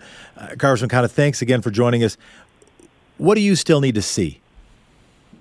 Well, I think we have overwhelming evidence of presidential misconduct. I mean, Mueller detailed that there are 10 counts of obstruction of justice. He detailed that the president tried to fire him, tried to obstruct the investigation, and he detailed all of the ways which the Russians interfered and tried to bolster the Trump campaign. So my not coming out publicly is not because I wouldn't support it. It's more that I want to give Chairman Nadler the space to build as strong a case as he possibly can before he goes, and I trust his judgment and his legal judgment, and he believes that we would be stronger after a few court decisions, after trying to get McGahn's testimony and after getting some of these documents. But I will strongly support his decision and the Speaker's decision. I just believe that he's in the committee of jurisdiction, he's close to this, and he and the Speaker have a strategy about timing and building the strongest case before moving, which I support. Let's take a call from Ken. Ken, watching us on Free Speech TV, and it might help segue us into a conversation about the budget deal. Go ahead, Ken. Yes, I'd like to say that my number one concern is the national debt. That's growing with $22 trillion. And both parties seem to be neglecting it, except Elizabeth Warren, the candidate. She's the only one that has addressed this issue. Ken, thanks so much. Well, Ken, I appreciate it. I'm concerned about the debt as well, but I think there are three things we could do to solve the issue. Bill Clinton left us, as you would acknowledge, with surpluses. And then there were three things that happened. One, we got into these endless wars in Afghanistan and Iraq, costing our country almost $6 trillion of unfunded liabilities, some of it already spent, some of it in benefits that we owe. Second, we had massive tax cuts from George W. Bush, mostly geared towards the top 1%. And finally, we had a $1.4 trillion tax cut from Donald Trump, geared again to the very, very rich. If we reverse the Trump tax cut, if we reverse the Bush tax cut that was geared towards the wealthy, and if we get out of these endless wars and also put some constraint on our defense budget, which is right now 60% of discretionary federal spending and has doubled from $400 billion at the time of Clinton to almost $800 billion, $738 billion today. If we do those four things, actually, we will get back to a path of fiscal responsibility. Let's take Moma's call. Moma from Lake Dallas, Texas. Go ahead, Moma. Oh, we lost Moma. Let's go to Mark from San Francisco. Go ahead, Mark. Yeah, Congressman, I'm really upset about the fact that McConnell blocked two measures to secure our elections. And I think the Democrats need to raise hell about it, because this is un-American. They throw names at us about being socialists, and here's the Republican Party that I believe sold out the country and are willing to put our elections at risk for another country. It's outrageous. Well, Mark, I share your outrage. I mean, it's not the first time I've shared an outrage about Mick McConnell. I mean, he's the one who blocked the House version of the border bill, which said we need to have basic health and hygiene standards for kids who are detained. I mean, I would never have thought we would live in an America where people didn't believe that we should have toothbrushes and soap for young kids who are being detained in our centers. But McConnell is the one who blocked that. McConnell is the one who's trying to pass through 20 judges currently when he allowed 18 total in the time that Obama was president. He is the one who's been totally hypocritical about the courts. So it doesn't surprise me that he is going to be hypocritical about allowing the election integrity laws to pass. And this, again, has to do with every effort to defend the president's legitimacy. And it stems from a deep insecurity. I mean, the president feels that any conversation about election integrity is an attack on his mandate from 2016, which he never had that mandate. Yeah, you said that was the thing that you hear from members of Congress as well, Republican members of Congress. But why does that get to be decisive for them? Why do they say, oh, well, it bums out the president, therefore we shouldn't protect American elections? Because every Republican member of Congress, if they were being honest, is one tweet away from losing their seat. If Donald Trump tweets out against a Republican member of Congress that they should be primaried, unfortunately, in this atmosphere and with this Republican Party, my money would be on the challenger that Trump is endorsing over Twitter.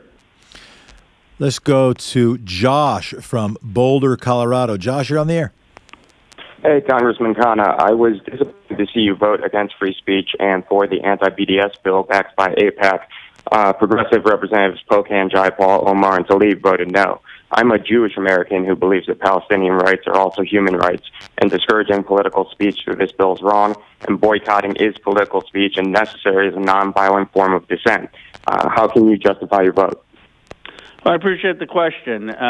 First of all, the resolution does not in any way criminalize or penalize free speech. If I have been opposed to the Rubio bill, I've been opposed to the AIPAC bills that would have done that provide a penalty or that criminalize free speech. And in this resolution, that was a Schneider resolution that passed the House 392 to 17. A lot of progressives like Jim McGovern and others also voted for the resolution.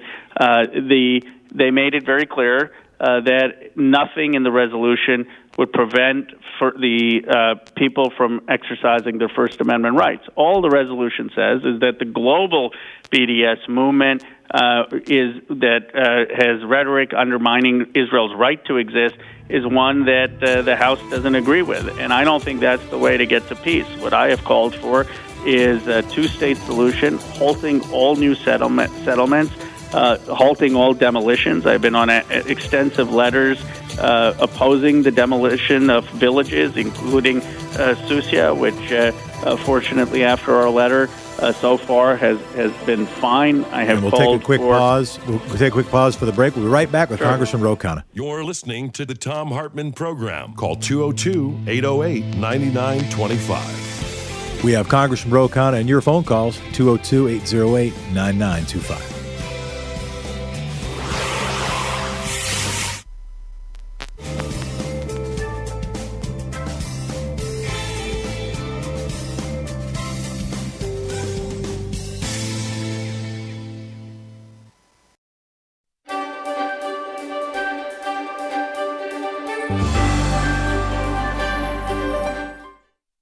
Thom Hartmann University Book Club. Today we're reading from Alexis de Tocqueville's Democracy in America. This is an 1856 first English translation edition of this author. And but you can still get it online, and a lot of different booksellers sell it. This is from chapter 11. What sort of despotism democratic nations have to fear? I had remarked during my stay in the United States that a democratic state of society, similar to that of the Americans, might offer singular facilities for the establishment of despotism. And I perceived, upon my return to Europe, how much use had already been made by most of our rulers of the notions, the sentiments, and the wants engendered by this same social condition for the purpose of extending the circle of their power. This led me to think that the nations of Christendom would perhaps eventually undergo some sort of oppression like that which hung over several of the nations of the ancient world. But it would seem that if despotism were to be established among the democratic nations of our days, it might assume a different character, different from the Roman Empire, for example. It might be more extensive and more mild. It would degrade men without tormenting them. I do not question that in an age of instruction and equality like our own, sovereigns might more easily succeed in collecting all political power into their own hands and might interfere more habitually and decidedly within the circle of private interests than any sovereign of antiquity ever could do. But the same principle of equality which facilitates despotism tempers its rigor. When no member of the community has much power or much wealth, tyranny is, as it were, without opportunities or a field of action. As all fortunes are scanty, the passions of men are naturally circumscribed, their imagination limited, their pleasures simple. This universal moderation moderates the sovereign himself and checks within certain limits the inordinate stretch of his own desires. Independently of these reasons, drawn from the nature of the state of society itself, I might add many others arising from causes beyond my subject, but I shall keep within the limits I have laid down to myself. Democratic governments may become violent and even cruel at certain periods of extreme effervescence or of great danger. Excuse me, think of George Bush and 9/11. But these crises will be rare and brief.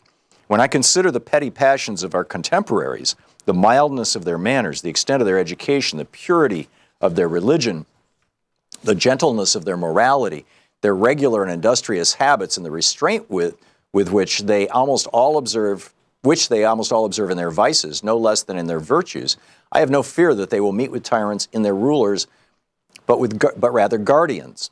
I think then that the species of oppression by which democratic nations are menaced is unlike anything that ever existed before in our world. Our contemporaries will find no prototype of it in their memories. I am trying myself to choose an expression which will accurately convey the whole of the idea I have formed of it, but in vain. The old words, despotism and tyranny, are inappropriate. The thing itself is new, and since I cannot name it, I must attempt to define it. I seek to trace the novel features under which despotism may appear in the world. The first thing that strikes the observation is an immutable multitude of men, all equal and alike, incessantly endeavoring to procure the petty and paltry pleasures with which they glut their lives. Think now of a television society. Each of them, living apart, is as a stranger to the fate of all the rest. His children and his private friends constitute to him the whole of mankind. As for the rest of his fellow citizens, he is close to them, but he sees them not. He touches them, but he feels them not. He exists, but in himself and for himself alone. And if his kindred still remain to him, he may be said at any rate to have lost his country. Above this race of men stands an immense and tutelary power, which takes upon itself alone to secure their gratifications and to watch over their fate. Facebook? That power is absolute, minute, regular, provident, and mild. It would be like the authority of a parent if, like that authority, its object was to prepare men for manhood, but it seeks, on the contrary, to keep them in perpetual childhood. It is well content that people should rejoice, providing that they think of nothing but rejoicing. For their happiness, such a government willingly labors, but it chooses to be the sole agent and only arbiter of that happiness. It provides for their security, foresees and supplies their necessities, facilitates their pleasures, manages their principal concerns, directs their industry, regulates the descent of property, and subdivides their inheritances. What remains but to spare them all the care of thinking and all the trouble of living? Thus, it every day renders the exercise of the free agency of man less useful and less frequent. It circumscribes the will within a narrower range and gradually robs a man of all the uses of himself. The principle of equality has prepared men for these things. It has predisposed men to endure them and oftentimes to look on them as benefits. I have always thought that the servitude of the regular, quiet, and gentle kind, which I have just described, might be combined more easily than is commonly believed with some of the outward forms of freedom, and that it might even establish itself under the wing of the sovereign of the people. Our contemporaries are constantly excited by two conflicting passions. They want to be led, and they wish to remain free. As they cannot destroy either one or the other of these contrary propensities, they strive to satisfy them both at once. They devise a sole, tutelary, and all-powerful form of government, but elected by the people. They combine the principle of centralization and that of popular sovereignty. This gives them a respite. They console themselves for being in tutelage by the reflection that they have chosen their own guardians. And it continues. It's a brilliant book. Democracy in America by de Tocqueville.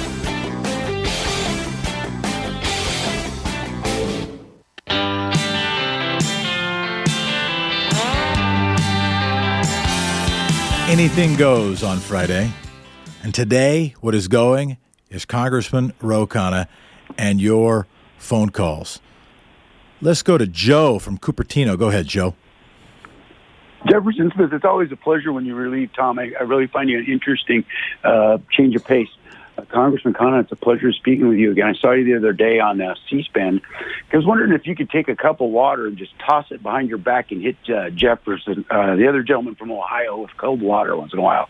But I understand your position. We've spoken before that you're waiting for what Nancy wants to do as far as impeachment.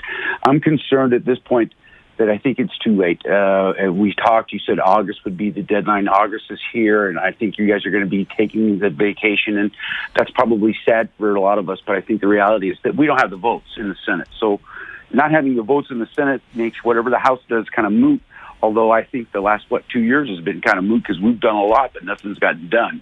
That being said, the future is ahead of us. And I think you're on point when you're talking about issues here. As long as we stick with issues and not make it a personality thing, we could win. But if we make this a personality thing, then we're going to lose. I've listened to a lot of different speakers. I think we need to shuffle the deck chairs a little bit. Some of the people that are not as articulate as they once were are still in leadership positions. I think you're a very articulate man, and I've seen a lot of people that are more articulate. It's not an age thing. It's the ability to get the message across. You can't expect us to buy something. So, Joe, so we got a bunch of other people who wanted to ask a question. Do you have a question for the congressman? Congressman, do you suggest that we impeach the president, or do you suggest that we elect another president? Well, Joe, I think that the Gordian knot has been cut by Jerry Nadler's statement that he can proceed with hearings without a House vote. I mean, obviously, I would have, if there would have been a vote, I would have voted yes in terms of proceeding, but there would be a lot of members put in a very difficult position, and that's, I think, what Nancy was trying to do, bring the caucus along before having such a vote. Well, Jerry Nadler has said you don't need a vote, and I believe he will move forward. I will support that decision.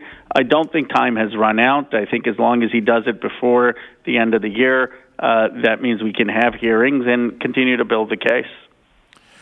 Margie from Millerstown, Pennsylvania, has a little bit different question. Margie, go ahead. Hi. Thanks for taking my call. I'm concerned about Bob Barr, and I was wondering if anything can be done about him. He seems to be the one that's paving the way for Trump to get away with all this stuff. Thank you so much for your call, Margie. Yeah, go ahead.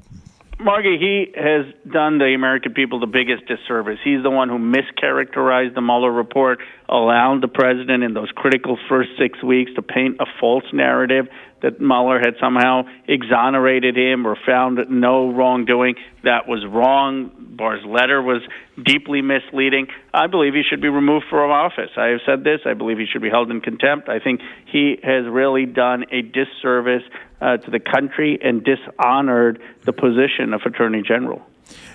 Congressman, do you think that Bill Barr was given too much of a free ride when he was appointed to the position, too much of a free ride either by the opposition party or too much of a free ride by the U.S. news media?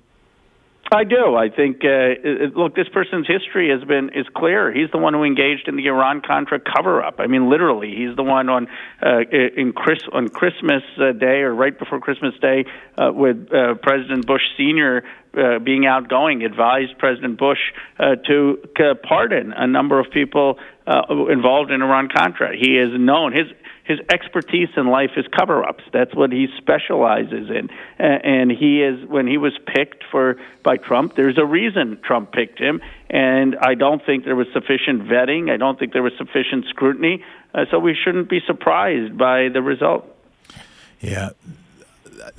For callers who are calling in, the number is 202-808-9925. We've had a chance to talk a little bit about McConnell's blocking of the election protection bills, had a chance to talk a little bit about Iran, had lots of chance to talk about impeachment, and the congressman has given his position. Haven't yet talked much about the budget deal. So if you have a question about that, do call in. We do have a call that might be adjacent to that from Glenside, Pennsylvania. Paul, go ahead on Social Security. Congressman Rotana, I'd like to ask you about Congressman Larson from Connecticut's expanding Social Security bill. Right now, there's a tremendous surplus in the trust fund, but that's obviously not going to do the trick, I think, because some of the issues, aside from whether or not it's going to last forever. It's a meager payment. It's good, but it's not enough. Could you go over the timetable for when you might see a vote? I understand it has over 200 co-sponsors, so it should probably sail through this Congress. Do you have an idea when that might come to a vote?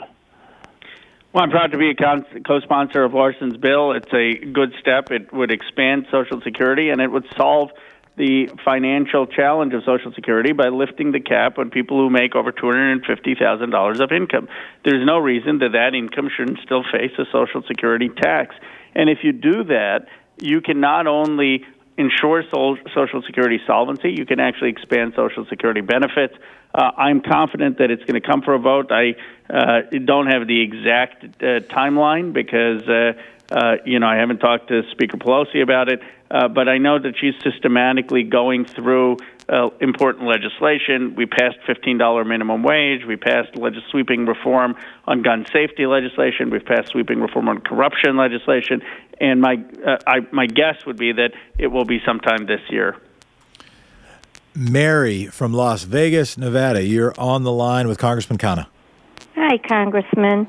I was curious, we have so much money that we spend on defense. Do we ever do audits, like of the Pentagon and stuff, to see how they're spending this money? And I sure would like to know about that. Thank you. Thank you so Mary, much. You're absolutely right. Defense spending is 60% of all discretionary federal spending. Think about that, 60%. It was about $400 billion when Bill Clinton left office. It's now $738 billion. We have a $100 billion increase, a little bit more than that, since when Barack Obama left office. I introduced an amendment that would have frozen defense spending at 2019 levels. I couldn't get a majority of my own party to vote for it on the Budget Committee.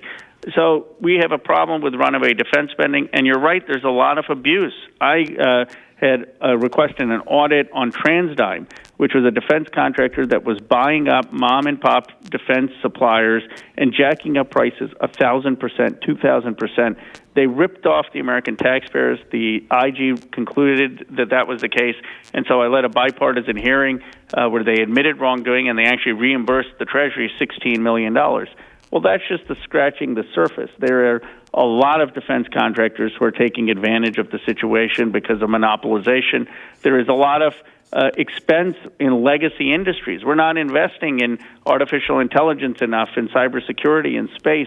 A lot of our investments are going into legacy industries. So even though we're spending 8 times as much as other countries, in some cases we aren't getting as much value. There are audit requests. The audits have often found that there is huge room for savings. The question is, do we have the political will to restrain defense spending? And it's something I'm going to continue to fight for. Congressman Khanna, that raises the question of the budget deal, maybe more generally, the 2-year budget deal to lift spending, to suspend the debt ceiling. What were some of the puts and takes in that deal? What were some of the things that caused Republicans consternation? What are some of the things that the fact that Democrats do hold a chamber of Congress, what were some of the things you were able to get? Well, it was a very tough vote for me, and I spoke with the Speaker and others about it because for several reasons. One, the defense number goes up to $738 billion. Now, technically, defense appropriations can have a lower number, and I'm going to fight for that, and I would vote against the defense appropriations if it's still at 738. But I think we should have negotiated harder in the budget caps deal to get that defense number down. Second, it was a 2-year deal. That means we've lost some leverage points against this president. If we had a 1-year deal, at least we could say that if you want the debt ceiling raised again, you need to make sure that you're not defunding Title X and Planned Parenthood. You need to make sure that you are giving us more infrastructure money, more money in terms of solving prescription drugs. So we've lost some of our leverage. Third, it's hypocritical because the Republicans with the Budget Control Act hamstrung President Obama. And I hope at the very least people know how terrible the policy was of the Budget Control Act, which imposed austerity politics on Barack Obama. And conveniently, they seem to do that when we have Democratic presidents, but they have no problem giving a free rein to Republican presidents. But at the end of the day, I voted for it because we did get $100 billion more in domestic spending, and I was concerned with Mitch McConnell in charge and Donald Trump in charge that we were going to see massive cuts in NIH, massive cuts in universities, massive cuts to Pell Grants, massive cuts to Medicare, and I, in good conscience, didn't want to see that. So I think you've already answered my follow-up question, but why allow that 1 year? So you made the really helpful strategic understanding that if it were a 1-year deal, then in Trump's election year, he'd have to come back to Nancy Pelosi, have to come back to the Democratic House and say, hey, let's have a deal. You just think that was the only way to get any deal at all? That's what Pelosi felt was to get any deal at all, it had to be 2 years? My sense is that's what she felt to avoid the spending cuts. And I'm very progressive, but the reality is Speaker Pelosi is operating in a world where Donald Trump is president and Mitch McConnell is the leader of the Senate, and I think she thought that was the best deal she could get. We'll be right back with Ro Khanna. I'm Jeff Smith. This is Tom Show. Thom Hartmann. Visit ThomHartmann.com for audio and video archives. We're going to be right back with the Thom Hartmann Show right after this.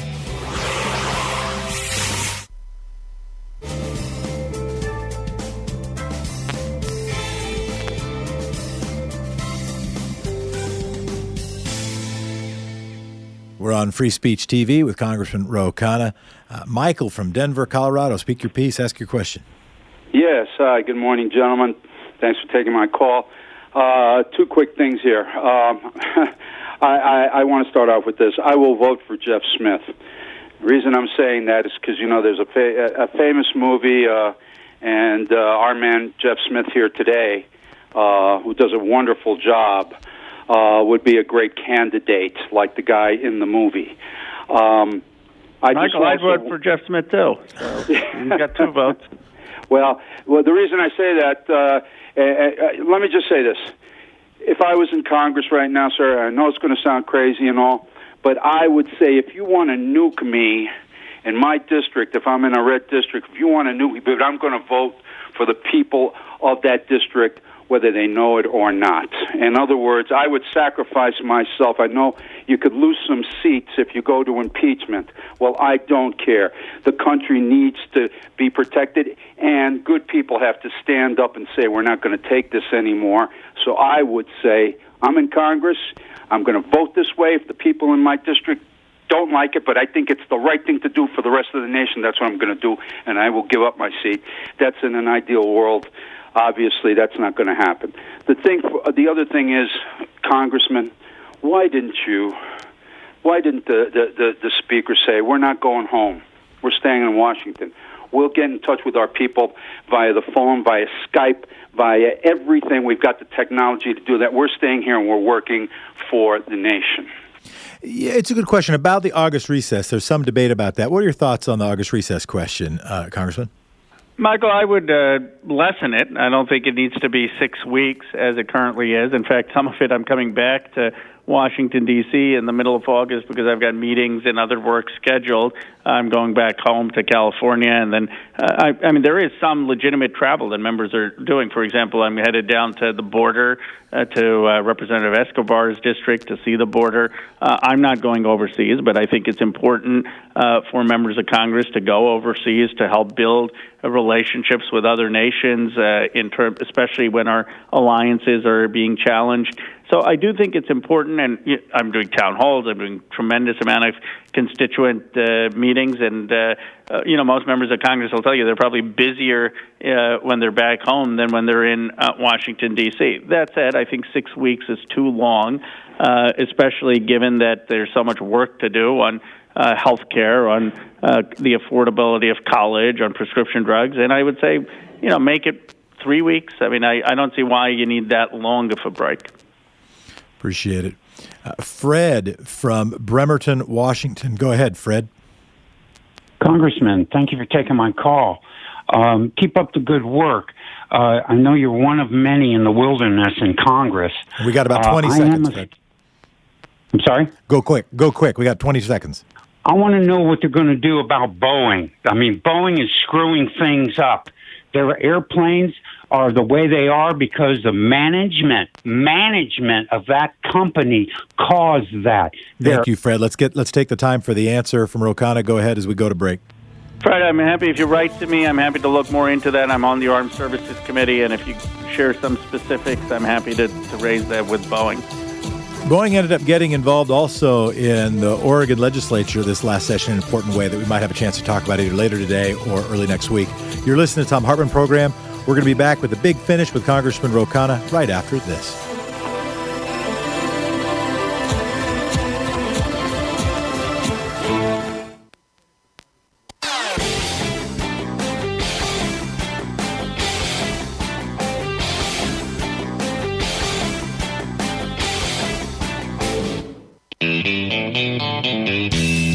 Everybody, how you doing?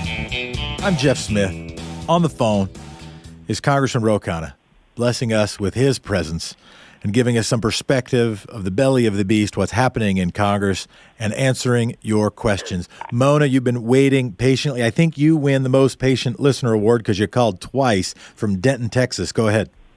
Hi. I appreciate you hosting the show, Jeff. You're doing a wonderful job. And Congressman Ro Khanna, I wish that you were here in Texas. That's kind, Mona. I appreciate it. I'm coming to Texas. I'm coming to Representative Escobar's district on August 1st, but not for a positive experience, but to go see some of the border detention facilities. I appreciate your attention to that. That's heartbreaking. But what I wanted to speak to you about today is the fighting words clause of the First Amendment. It occurs to me as I look at what it's saying that could be maybe added in as part of the impeachment, articles of impeachment, because it seems pretty obvious to me, considering that we have, who was that guy, the bomber, and he attributed his motivation to Fox News and specifically Trump. And then there was the girl that was killed in the rally run over. And then as I look at these court cases that are related to this, it looks like in 1949, the court found that words which produce clear and present danger are unprotected. Simona, let's get to your question because we only got about 4 more minutes with the congressman. Sure, go ahead. I'll take the answer off the air. Did you understand the question? I think Mona means that some of the president's speech has been unhelpful and maybe inciting violence, and I think that there's a real danger to that. I mean, when the president is targeting minority women of color, many of them freshmen, telling them to go back to their own countries, and then you have rallies with 10, 15,000 people chanting "Send her back" in one of the most chilling scenes I've seen in American politics. You fear for the safety of some of these women members of Congress, and I know they have received extraordinary numbers of death threats, and the rhetoric matters. And so I think there is a clear case of wrongdoing that Bob Mueller has laid out, and that's going to be the focus of any hearing. But I just think that we have to tone down the rhetoric, and someone has to get through to the president of the danger he's causing, but he just is willing to gamble, take those gambles for political gains, and it's a sad and ugly chapter in our country's history.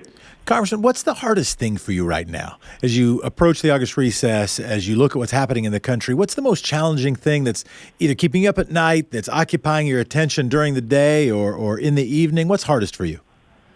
The hardest is pulling our caucus and party together to be able to defeat Donald Trump. I mean, I don't think the next election is going to be an easy one. We underestimated this Trump before. The consequences of ratifying Trump's election would be so severe, not just because of the Supreme Court, not just because he would have 8 years to undermine President Obama's agenda, not just because of his divisiveness. But last election, you could say there was a quirk and fluke in our process, but ratifying him would say something about our country, that we took an intentional decision to put this person in office. And I am deeply progressive. I'm for Medicare for all. I'm for $15 minimum wage. I'm for free college tuition. I'm for cutting the defense budget. I'm for stopping endless wars. And I struggle all the time about the balance of pursuing a bold progressive agenda and yet having enough unity to make sure that we defeat this president. We have time for maybe another call or two. Let's take it from Tom, who's been listening to us on Sirius. Go ahead, Tom. Yeah, hi, Jeff. Thanks for taking my call. Congressman, thanks for sharing your time with us. Thank you. My question is about the Office of Legal Counsel. What is it? It seems like an arbitrary rule that they just make up that the president can't be tried. Clinton didn't certainly have that support, and neither did Nixon, or neither would have Nixon if he had stayed in office. But why is that? And can that be overturned? And who are they that makes this? That's a great question. The Office of Legal Counsel tend to be people who were former Supreme Court law clerks or come from the elites of the legal world, and they are there to advise the Attorney General on legal policy, and they often write about very, very complicated legal issues. But they have done things that they should in the past not be embarrassed about, such as in the Bush administration, defending in certain cases torture. So they certainly aren't infallible. And you're right that the Office of Legal Counsel could have opinions that say a president should be able to be indicted. I think part of it, though, came ironically out of the Clinton experience, where people felt that the president was being harassed by Ken Starr, by an overzealous prosecutor, and they wanted to make sure that the president could focus on governing this country. They didn't anticipate this presidency. So I certainly think that rule needs to be reexamined. Congressman Khanna, before we wrap, have you had a chance to read the Mueller report, or you've certainly seen a bunch of the tests? I have. All right. What do you think that Mueller got right, and what do you think he got wrong? Any did wells and any do differentlies? I think he got right the seriousness of the interference and the scope of that interference. And really, if people haven't read the report, I hope they will, because you're left with this chilling sense of how systematic the Russian interference was in our election.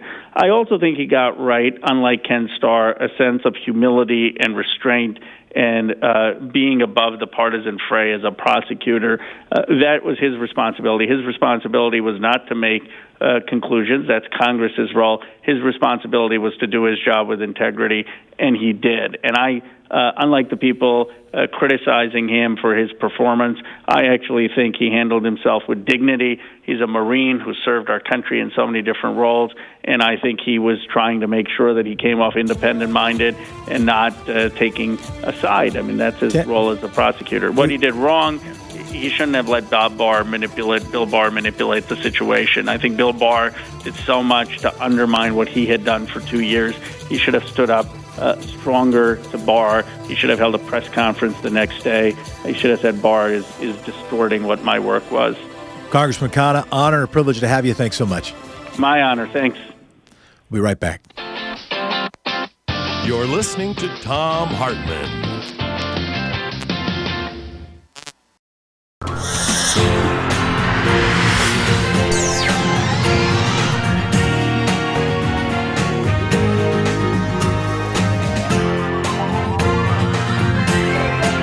say fight back!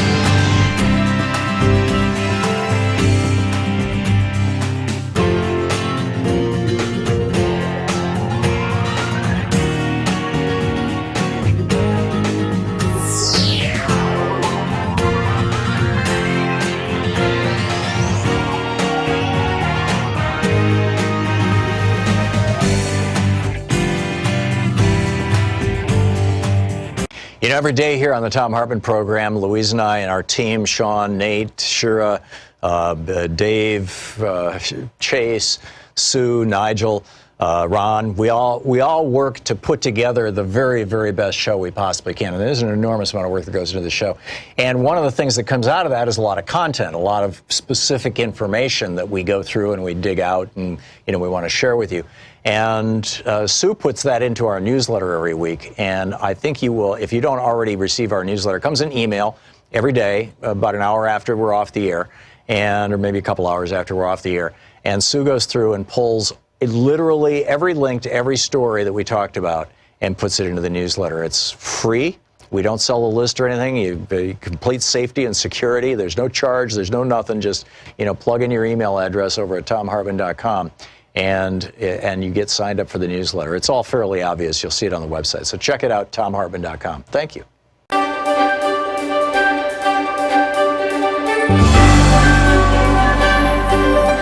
Our book for today on the Thom Hartmann Book Club is Kingdom of Lies, Unnerving Adventures in the World of Cybercrime by Kate Fazzini. This is from the preface. It didn't take me long in my career as a cybersecurity executive to figure out everyone was lying to me. The biggest lie of all came at the very beginning, that cybersecurity is hard, too hard, certainly too difficult for someone who lacks years and years of deep technical training. That is no place for writers. That thicket of incomprehensible jargon alone seemed meant to discourage outsiders like me from entering the field. They told me I could never hope to understand the terminology unless I'd worked around it for a very long time, unless I had a special and complicated certification, unless I knew how to take apart and reassemble a computer, unless I knew how to code in Python and could read it, interpret it, and spot problems on sight. And if I somehow managed to learn the lingo, the learning curve for the rest of it would prove insurmountable. Lies, lies, lies. It's unfortunate because there's a huge gap between the demand for cybersecurity workers and the people available to fill those jobs. I think one of the reasons for that is because people can't imagine themselves doing this kind of work. Can you use a smartphone, make a PowerPoint, think on your feet, ever organize a night out to the movies with your friends that went well and nobody crashed their car to or from the event? Welcome to the 21st century's hottest career path. Are you able to charm the pants off women? Did you escape an abusive marriage? Have you ever hosted a toddler's birthday party at your home? Honey, I want you on my cybersecurity team. After reading the stories in this book, you will understand that what makes cybersecurity complicated is the complexity of human beings. So if you know how to deal with people, you can handle internet security. If you understand what makes people tick, not only will you be able to recognize a threat, you'll be one step ahead of your adversary.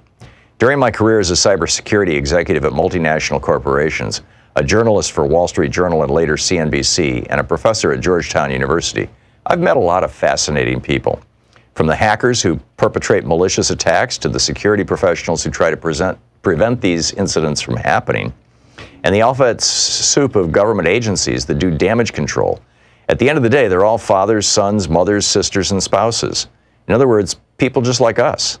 Yes, the white hats cross paths with black hats and change alliances more frequently than you might expect, but they're driven by the same desires as the rest of us, even if sometimes it feels as if everyone in cybersecurity is allergic to the truth.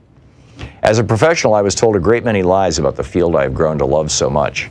After becoming a journalist on the cybersecurity beat, I was told even more. Here are a few. Let me introduce you to the hacker community.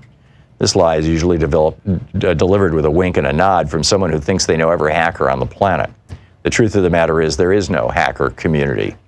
Sure, the guys who make a splash at the big annual conferences might say otherwise, but every country, every state, every faction, every identifying group has its own community of people who hack computers. Some of them are extremely conservative. Others are massively liberal. Some fall in between. Some wear suits and ties and work as lawyers during the day, while others look like everyday citizens and have great people skills as they pursue the idiosyncratic agendas. Some are good guys who got fed up with the low pay and boring duties and became criminals. Some are criminals who ended up being good guys. Many start and end their careers on either end of that spectrum. Some, including many you'll meet in this book, are extremely proficient hackers who have no time or inclination to identify with any community at all. As a journalist, I was astonished at the number of people who came out of the woodwork to offer me exclusive access to the hacker community. I couldn't help but notice that the members of the Source's hacker community were often people just like him or her. My point is there are many different types of people working in this field, and I can guarantee you that a lot of them are exactly like you. Here's another lie. He's a luminary in the cybersecurity field. He's probably not. Fame and luminescence don't typically intersect in this field. The people I've met who are actual geniuses aren't famous, and most of them don't have social media profiles. They tend not to pontificate on areas outside their expertise. The people who are constantly headlining conferences and who are so often offered up to me for interviews have less insight than those who stay underground. Anything a high-profile hacker is willing to share typically carries with it a massive and crystal clear agenda that I've learned to spot from a mile away. Even if a conversation is off the record, the intel coming from a top government official or other marquee corporate cybersecurity name carries little novel information. The only people who have illuminated the way for me in this world, and in this book, have been genuine practitioners who never held a C-level title. You've never heard of them, and because I've changed their names to protect their privacy, you probably never will. They are luminaries not because of the degrees they've collected or the events they've headlined, but because they carry a lantern that guides the path for others. These types of people typically don't have a public relations team. One of my favorite lies, he doesn't know what he's talking about. This one is usually delivered by someone who asserts that he or she knows the cybersecurity field better than anyone else. These people will brag that they know what it's like to be a hacker and can do things that no one else in the room can do. I'm always wary of those who try to establish their bona fides by discrediting the expertise of other cybersecurity professionals. The depth and breadth of this field is so vast that anyone who works in it is an expert at some part of it. And I have yet to meet someone who is an expert at all of it, not even close. Every view of an incident is informed by the reviewer, what he sees, what her level of expertise is, and that changes over time. It's like asking someone who lives in the Plaza to describe Manhattan. The book is Kingdom of Lies by Kate Fazzini. Want to connect with the show online? You can find the Thom Hartmann Program on Facebook, Twitter, and Instagram.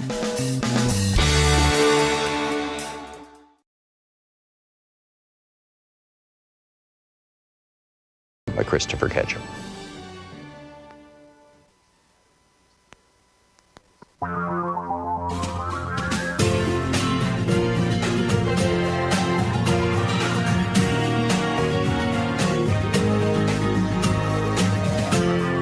This is the Thom Hartmann Program.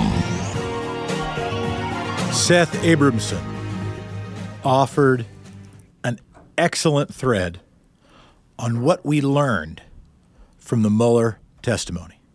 So much attention, a ridiculous degree of attention, was spent by Chuck Todd and the nattering nabobs about his performance. You know how little I care about his performance? He's not running for anything.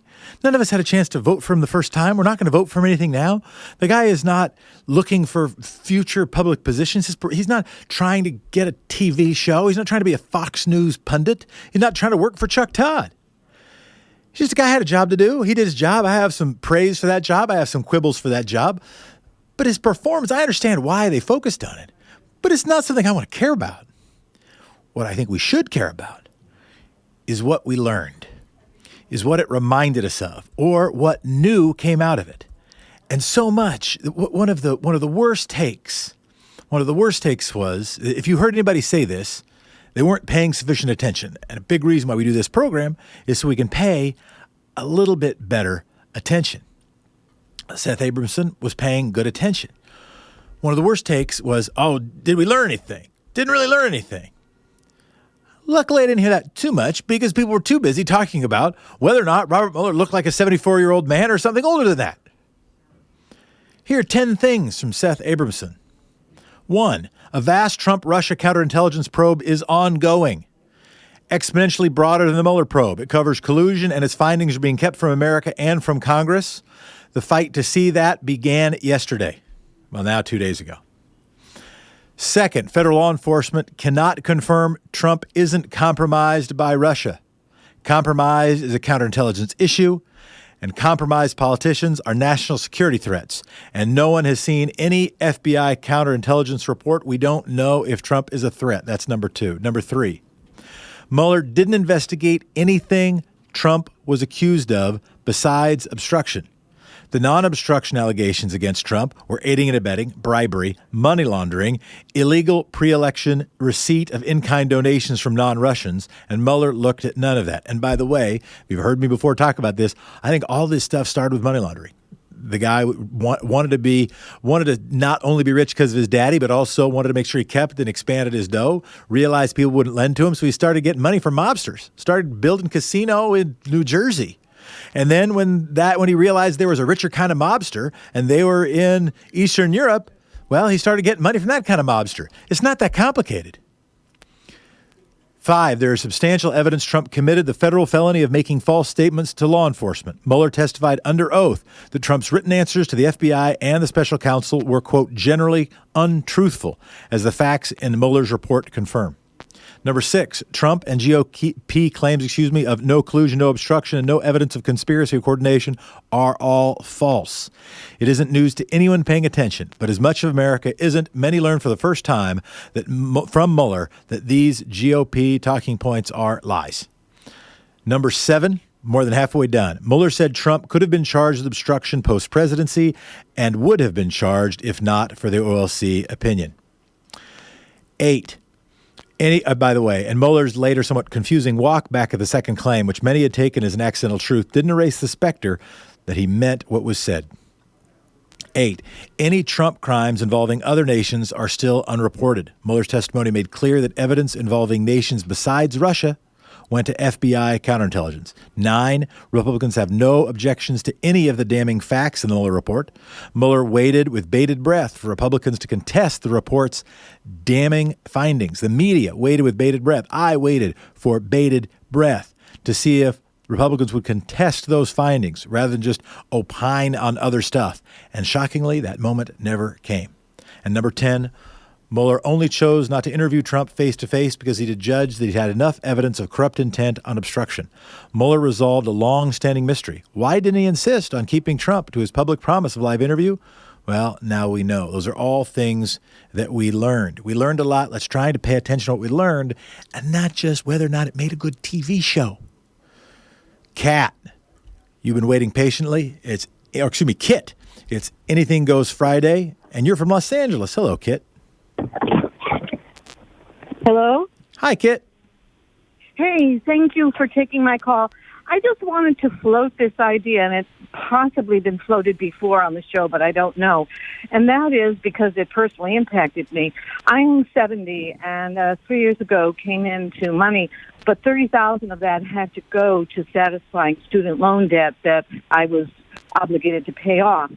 And I'm hoping that when they do finally, eventually, I trust it will happen, do this loan forgiveness, that they look back retrospectively a few years and help out those people, especially people who have already retired that have, been paying off their student loan debt or maybe other people's student loan debt that they inherited for some reason. You know what I mean? And, appreciate it. Reimburse them too. Yeah, and look back a little further. And it does raise the question. In fact, one of the thorniest arguments against Elizabeth Warren and Bernie Sanders and others' proposals for student debt relaxation or forgiveness is to whom it applies. I don't get hung up on that in terms of the yes or no, whether to do it, because I think doing some good, doing some justice is better than doing no justice. But Michael from Dublin, Virginia, you're on the air. Hey, hi, Jeff. Oh, is that your name? My name is Jeff. Your name is Michael. It's good to hear your voice. Yeah, this is my first time calling and speaking with you. What's up? I spoke with Tom before. It's my first time calling and speaking with you. What did we learn? You asked. What did we learn from this? Is that it's not necessarily the conversation between Mueller and Mueller, and Schiff was kind of a little bit of a laughter, because it's kind of like Mueller looked at Schiff, and that's how you say his name, Adam Schiff, or what I think. Yeah, Adam Schiff. Looked at him. Mueller looked at him and kind of snickered at him like, man, you just don't know what's going on. I mean, the whole thing was a great performance, exactly, but there was a language, a certain negotiation taking place, I think, amongst other congressmen that is kind of like a different. It's like, all right, here's what's really going on. You and I are going to talk about it. I know what you know, and we may have talked before. Who knows? They may have spoken about it before amongst behind. And what turns on that, Michael? What did you find interesting about that? Well, it was a negotiation, kind of like for our livelihood. Mm-hmm. Like, let's exchange something for something. So. And what do you think what do you think was being exchanged?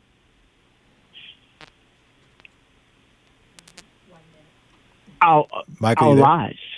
Our lives. Yeah, Jeff. Yeah, our lives were being exchanged. So it felt like a negotiation that we didn't get to participate in, but that had tremendous stakes.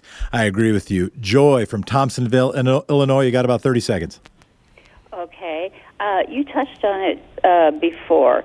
I wanted to be sure. I was told that the idea that a sitting president cannot be indicted is a policy, not a law. Right. If it's a policy, why can't we change it? We could. And if it's even a law, we can appeal that law. So it's an excellent question, Joy, and I had this very conversation with my wife. She said, well, it's just a policy. Why? And I said, well, the problem is they follow the policy. And if it's the policy of the Department of Justice, that's who's supposed to enforce the law. And if Robert Mueller is following the dictates of Bill Barr, then that policy has the effect of law. If it were, and the only way to change it would be for Congress to, in fact, say a sitting president can be indicted under the following circumstances. The vote count it would take to pass that, pretty similar to the vote count it would take to impeach a president. I could say more about it, but that might be enough for now. We're at break. We'll be right back. This is Tom Show. I'm Jeff. This is the Thom Hartmann Program. This is the Thom Hartmann Program. The phone number is 202-808-9925. Anything goes on Friday.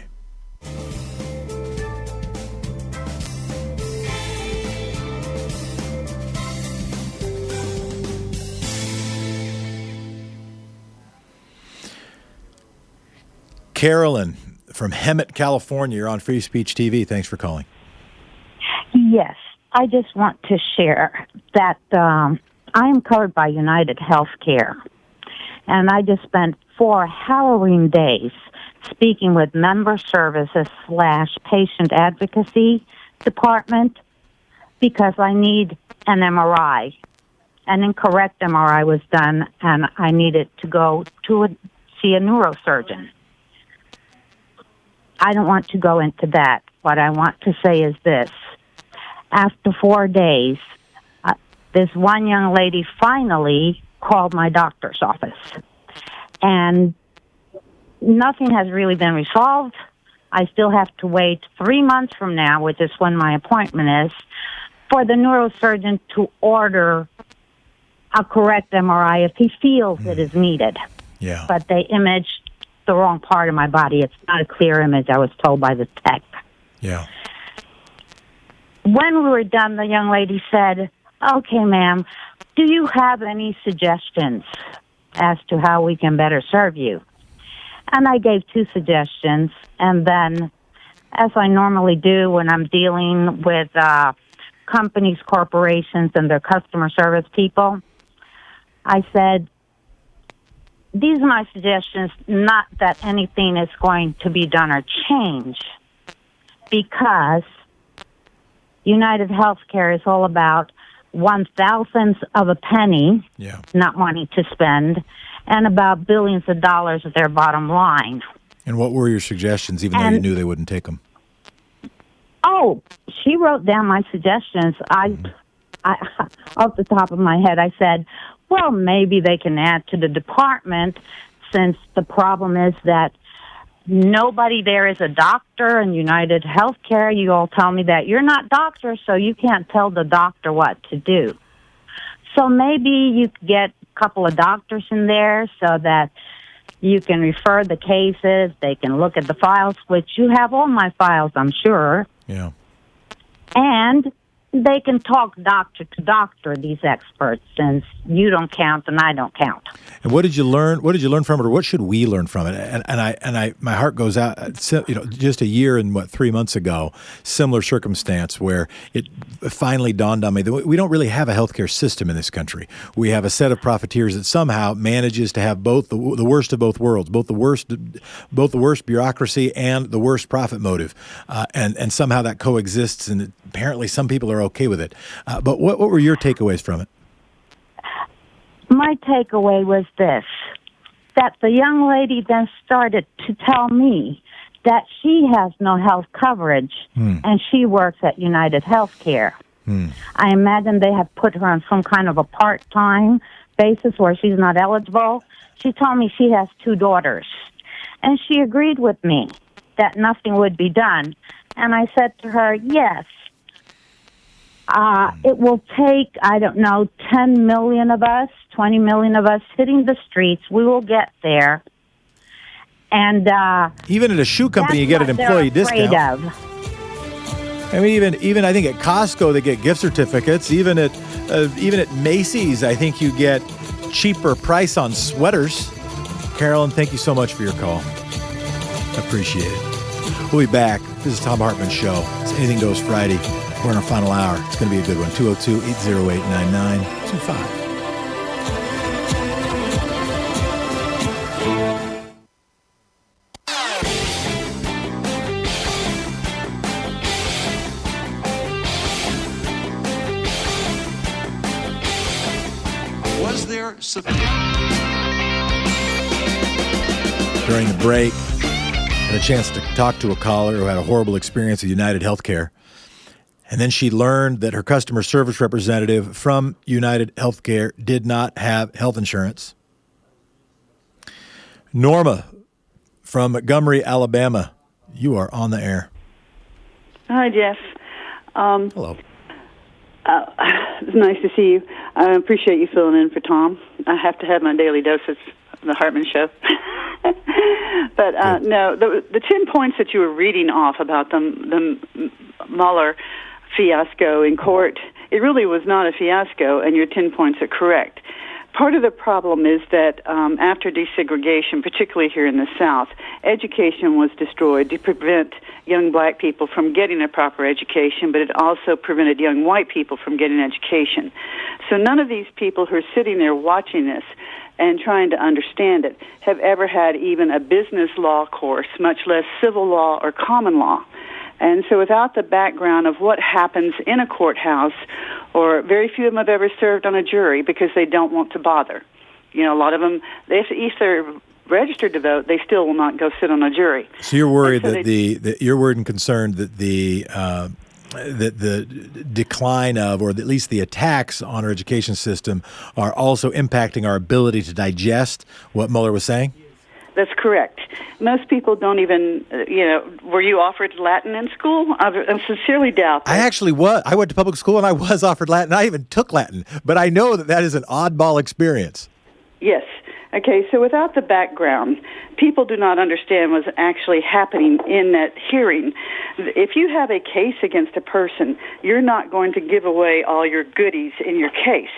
Also, if you were to give away the goodies, will you eliminate the possibility of prosecuting a case going forward and getting a satisfactory conviction?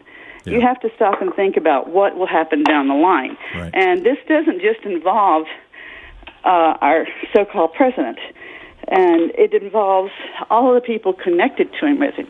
How many people understand there are 37 indictments, of which 11 have been processed and people have gone to jail?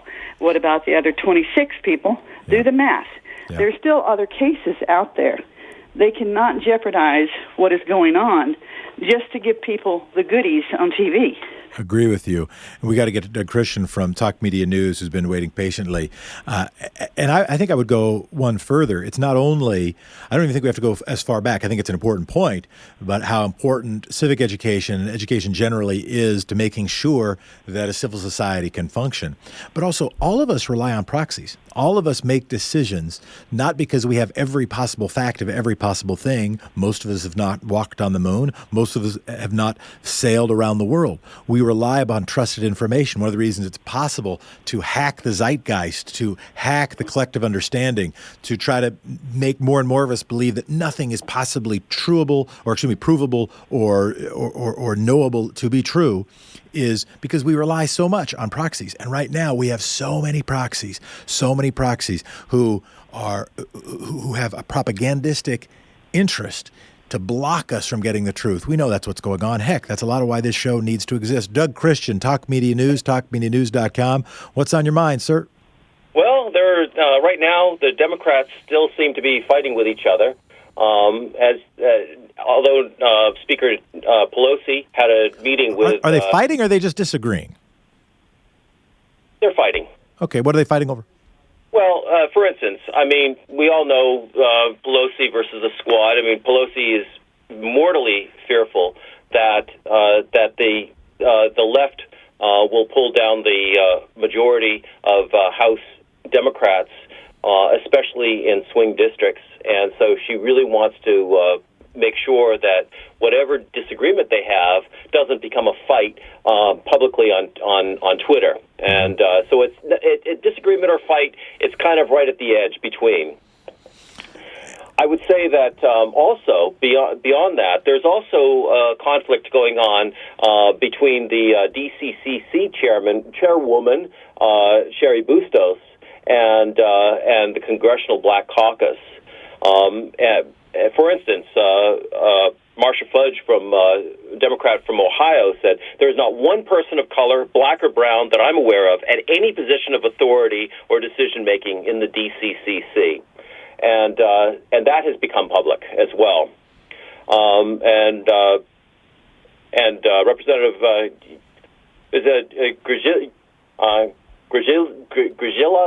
Grzilova, Paul Grzilova from Arizona, said the overall plan for Latino outreach seems to be some 1980s playbook, which doesn't work anymore. And did he offer a superior playbook? No. I mean, they want her out. Actually, they actually want a new way of going forward on this. So, and a new way of going forward on which thing? On which are you saying on they want diversity within the Democratic Party, especially in the caucus, and leadership? They want more blacks and Latinos and women to be heading up these committees. Sure, and that's an ongoing conversation, an ongoing desire. Much of the movement within and much of the funding now for progressive activities have as their first principle growing diversity within movements, within organizations, and within candidates. That's true for foundations in Oregon. That's true for where I live, and true in a bunch of places. What else you got? Well, Russia is, in fact, preparing to interfere in the 2020 election. This, of course, was reaffirmed by Robert Mueller during his testimony on Wednesday. And the thing is that there are multiple problems. Of course, as we know, Mitch McConnell denied any votes for actually shoring up. Protecting American elections within the state election system. Just yesterday, certain commentators called him Moscow Mitch. They have, and yet, with Mitch McConnell as the Senate Majority Leader, there's really not much that anybody can do unless the Democrats take over the Senate. Doug Christian, we appreciate Talk Media News. We appreciate your time. Thanks for calling. You're listening to the Thom Hartmann Program. Call 202-808-9925. We'll be back with your calls on Anything Goes Friday on Thom Hartmann Show. I'm Jeff Smith, 202-808-9925.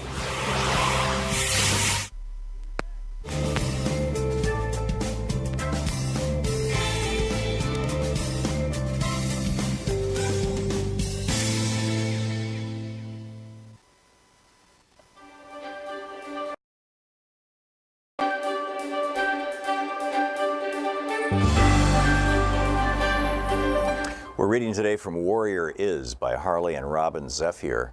It's the story of their great-grandfather who, in real life, killed Custer at Little Bighorn. And in fact, there's a map of the war, as it were, the battle.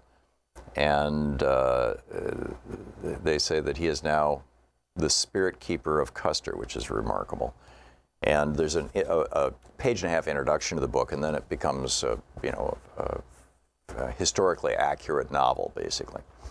This story is the traditional and cultural account of the life of Nikogju Lakota warrior Mato Nyanpi, saved by Bear, which his name in English, also later known as Scarleg.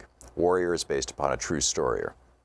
What you are about to read has been told to us through our family, passed down as oral history from generation to generation. Every family has its own story. This is ours. It's up to you to visualize and experience the events described herein in order to determine what you believe or what you choose to accept from what you learn from these pages. You've likely never read a story quite like this before.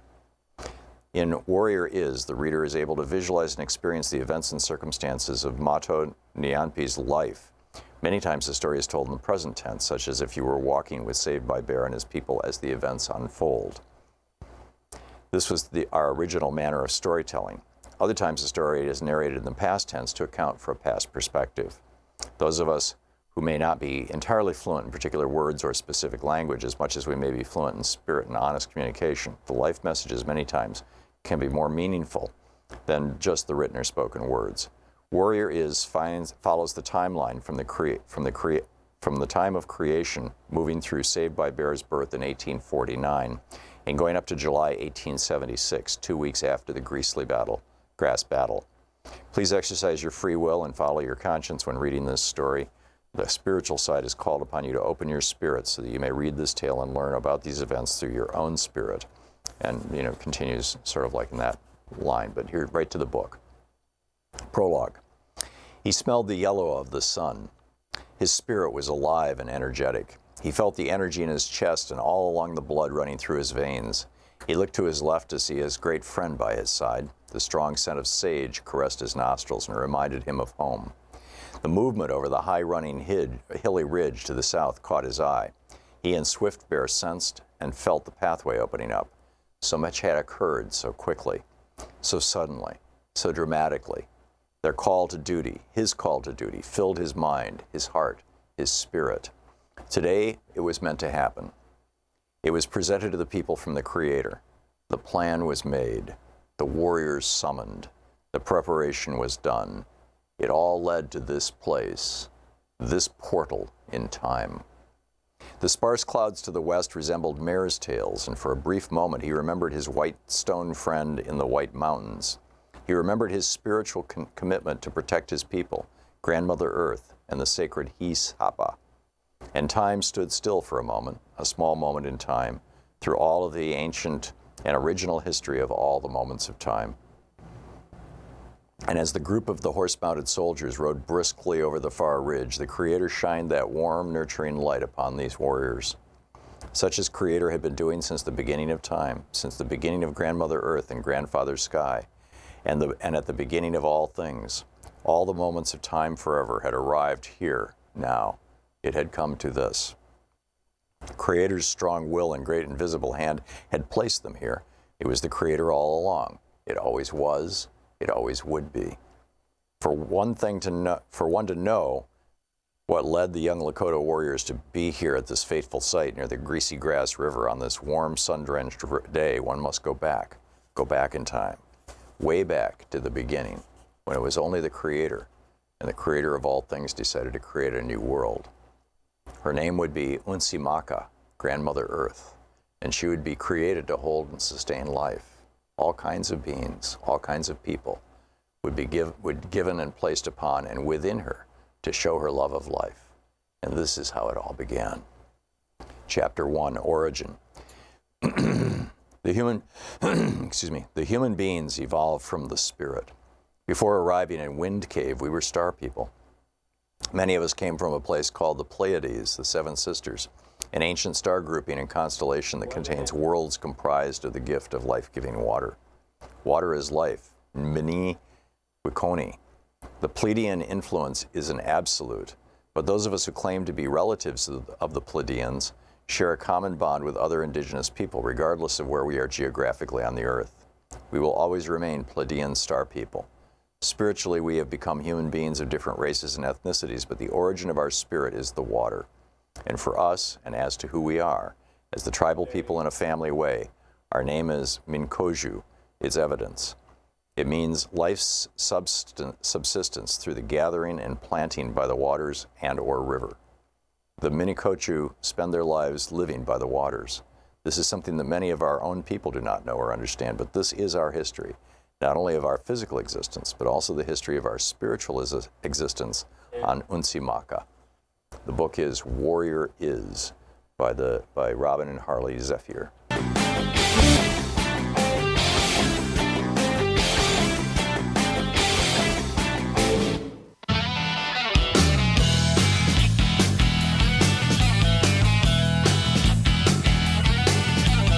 Sometimes I play a game with myself, and you're a part of that game.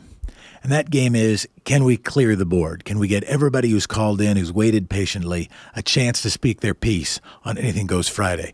To play that game right now, let's try a speed round. We're going to start going with James from Spokane, Washington. James, you're on the air. James, that's going to be very fast, James, if you don't speak quickly.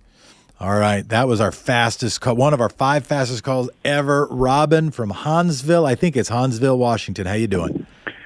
Yeah, it's Kingston, Washington, and it's not. My call is not suitable for speed round, but I would like to tie in the behavior now of a certain amount of laziness that was inculcated and developed from the 60s protests. Back in the 60s and the 70s, we had big event-only mindsets, big marches, and then voting every 4 years, and then you would go home. And it inculcated in people's, into the citizens' psyche and habits for political engagement that it's very cyclical and it only has to take place every now and then. And so I see a direct relationship between those people who are calling for impeachment versus all of the things that you have so beautifully elicited and stated this morning what impeachment does not do. I think that the left, the gray-haired left, I'm 71, I qualify, are kind of lazy. They want somebody else. Okay, well, just impeachment and all our problems are solved. And that is not the way it is. I've written Civil Informationing, and it redefines people's engagement in their politics. And Jefferson, it has to take every day, for sure, and without any doubt every week. So I'm calling out. I am calling out my 50, 60, 70, 80, 90-year-old people, and I am saying you cannot depend upon impeachment. Somebody else to do your work for citizenship. You need to stand up. You need to do something. You need to get involved. Tomorrow is a new day. Impeachment's not going to solve our problems. Thank you, Jefferson. You rock, brother. Robin, so appreciate the take. The big event only activism, I wrote it down. That's a takeaway for me. Success, I'm taking this from a business writer. Success is not an event. It is a process. We got to be at it all the time. Steve from Napa, California. Speak your piece. Hey, Jefferson. So, yeah, I just want to point out that, I'm a leftist, and there are some folks on the left that are, William Binney, Ray McGovern, Stephen Cohen, been left out of the conversation, been blackballed to some degree on alternative media, and a lot of us are not convinced by the facts of Russiagate. And, there's no connection that's been established still between WikiLeaks and the Russian hack, if the Russian hack indeed come from Russia, as Binney has questions about. And it's certainly possible that it was all, that it separately, there was a separate hack possibly done at the DNC. Craig Murray has testified that, and he's a former British ambassador, that indeed he did receive information directly from a person from the DNC that handed him a clip that had the hack on it. And none of this seems to be out in the media, not heard on the shows. And why we don't have a more thorough investigation, why we're just taking our intelligence media's or our intelligence agency's words, basically. Who ought to do that investigation? I'm sorry? who ought to do that investigation. I hear you take, sort of adopting, and I don't mean to cast aspersions with this, but the Trump position that it's a hoax. Who ought to do that investigation if not American intelligence? Since it has worldwide implications, I think the UN would be a good place to take it up. All right. Well, it's Anything Goes Friday, and that went. And this was a chance to talk about it there. So I appreciate it and appreciate your call. I think it's Mitch from Vashon, Washington. Go ahead. Mick, it's Mick, and thanks, Mick. I want to talk about patriotism and Give Me Liberty and Give Me Death by Patrick Henry. And with that in mind, I think also of the Buddhist priest that set himself on fire in Vietnam to protest the war. I'm talking about our current Buddhist, who is Van Spronson, who went to the detention center in Tacoma, and an elderly man who decided that the only way he could get his words to have any meaning was to take action. And I want to say that Sean King thought of him as a martyr, and that really brings up what I'm calling about. When does a person become a martyr or a hero, and then when does one look like they're a nut loose? Yeah. So that's really what I'm seeing happening with people who take action rather than words. And I want to bring that up because I think it's something that we're all faced with because we're all feeling frustrated. Yeah. And very, when you hear the people talk about the Mueller report and how this and that about it, I go, well, it doesn't sound to me like anybody's really happy about it. So the only way to get happy is to live life for the moment and in the moment.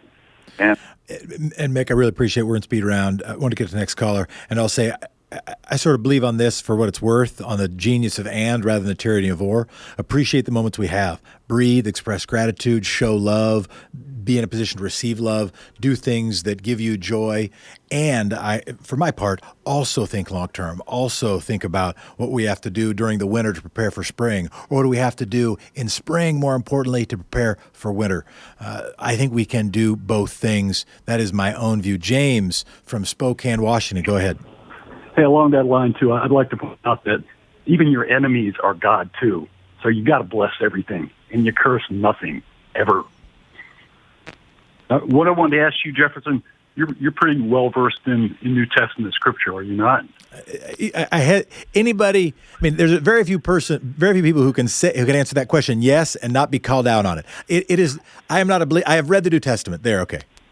Let me ask you then. In your opinion, then, didn't Jesus kind of teach that pride was a vice, that humility was a virtue and pride is a vice? Definitely humility is a virtue. I think pride is a vice, and I've had an internal debate about the extent of that and where I end up landing for myself. And I couldn't call myself a theologian, but that pride in something that serves someone else, pride in something that helps one love thy neighbor can be good.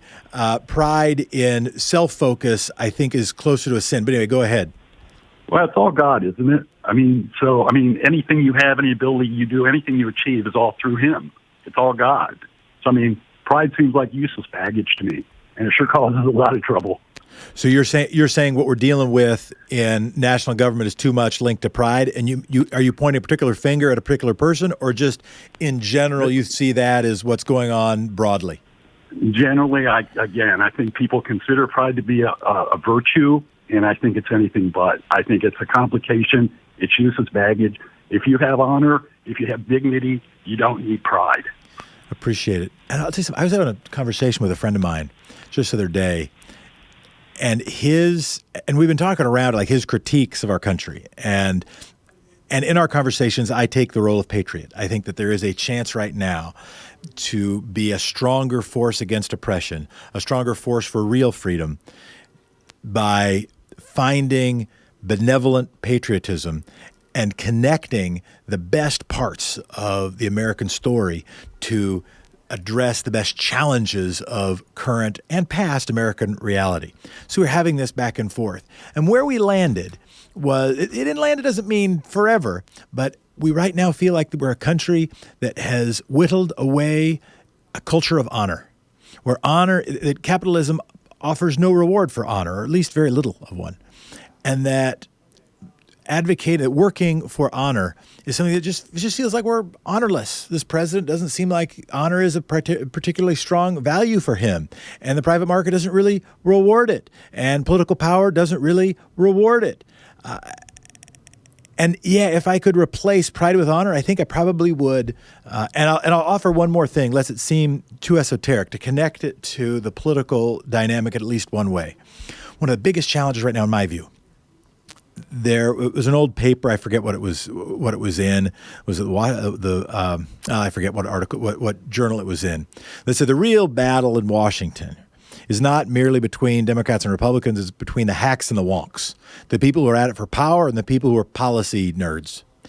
And for me, one of the most important pieces of virtue that I think is connected to pride is we need more and more power that's built around ideas, that's built around values and principles. So we build power to the service of what we want to accomplish, rather than merely identifying our accomplishments, rather than merely identifying our values based on how it will give us power. And that's how I would connect it to pride. And I think that kind of pride, power first and principles second, who wins first and what accomplishments we should pursue second. How do you raise money first?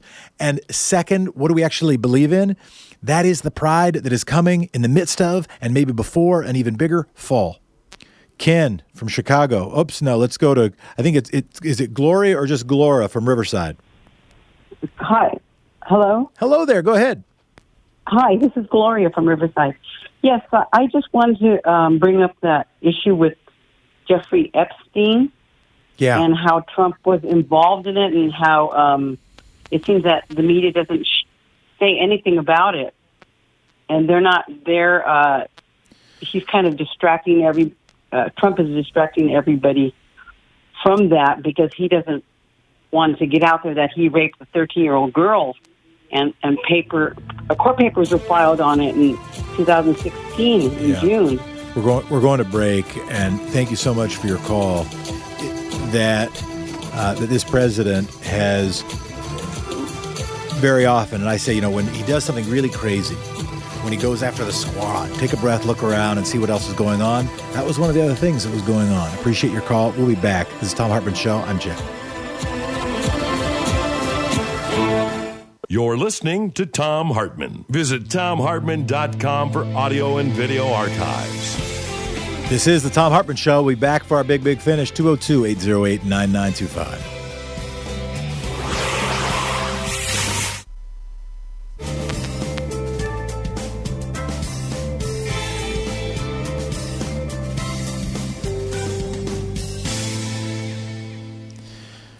Tom, we're doing, I guess, a quasi-speed round, but still trying to clear the board. Go ahead from Albuquerque. Yeah, what enforcement apparatus do the House Democrats have once the courts rule in their favor? I mean, can't the White House just refuse the court orders and ignore any contempt citations from the Congress? I mean, does Congress have any real law enforcement? I haven't seen this discussed anywhere. Not nearly enough, and I will say I want to dig into it some more. There are a couple thoughts I have. One is you might be able to use a different constabulary other than the Department of Justice, the executive branch constabulary. You might be able to even get a DC, DC police or some other manifestation of law enforcement to enforce something. It's also why something like a New York subpoena could be important because they wouldn't be relying on the exact same Department of Justice. But by the way, this is why impeachment is such a big question, right? I do think that if you have a Department of Justice that is entirely committed to protecting the president, who is in on the same insidious joke, that it is raising a significant problem. But I'll tell you what, if I have a second during the break, I'm going to dig into this more because I agree there hasn't been nearly enough analysis of that. My understanding is there are a couple possible paths, but it gets you pretty quickly back to the question of why impeachment is in the Constitution in the first place. But if you'll tweet me the question, I'll also deal with it even after the show because I think it's a big one. I apologize. I think I just cut you off. We're trying to do speed round. Maybe you're still there. But Greg, you want to say why you don't want impeachment? Yeah, I don't want impeachment because, let's say the impeachment people get their wildest dream. Trump resigns, Pence goes home to mother, and all of a sudden the Republicans put up a supposedly moderate candidate. We've got a whole new election. Yeah.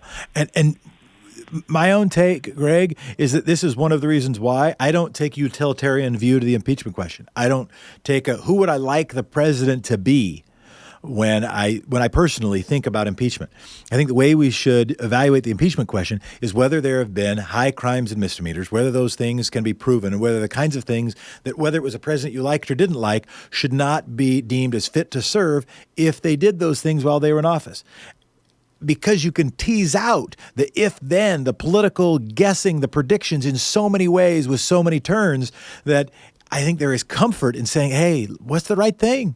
Well, if we were behind Rawls' veil of ignorance, if we were saying, if we didn't know who was going to win or lose, who was going to be in power, not in power, how should this work? That's how we ought to address impeachment questions, win or lose. That's my take. Bob from, let's go to Daryl. From Buffalo, South Carolina. Hi, Jeff. How are you doing? Bill? I'm doing all right. Doing a good job. Just a quick one. I heard a couple of days ago someone suggest, it may have been Malcolm Nance, I don't know, but to get some of these Democratic presidential candidates to go down to Puerto Rico while the iron's hot, while the crowds are still going, because there are going to be some more Trumpeteers, assigned to positions in that country. And we just need to bring that energy back to the United States and get every organization possible to get in the streets. Yeah, what do you think about that? I mean, big time, and not just one time, but every week. Yeah, I want to take that in combination with a call we got earlier about big event organizing. I think of my friend Ben Fain, who was the Bus Project bus driver, who became an activist later in life when he was driving the bus with us. And he started a peace vigil that he did every single week in Washington County with signs. I do think we need that scale of organizing.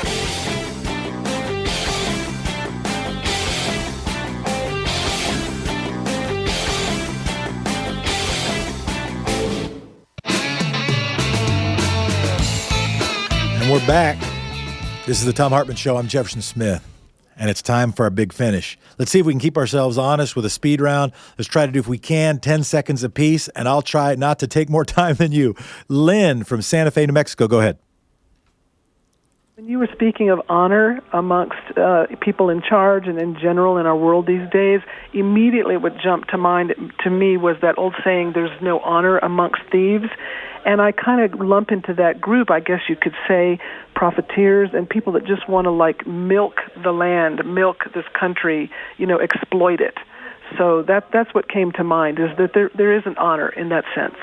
Well said. And so much of our current economic system, if it's too unregulated, rewards thieves. The thieves become the people with dishonor. The people among whom there is no honor become the most lauded among us, become the people who are the most famous, the put on all the corporate boards, people put all the nonprofit boards, the people that we're supposed to be like. Bob from San Jose, your turn. Okay, I'll make it quick. Let's change the emphasis in schools, which right now seems to be mostly vocational, and change it back to civics and critical thinking. We need those subjects. Amen. Ken from Chicago, Illinois. Yes, sir.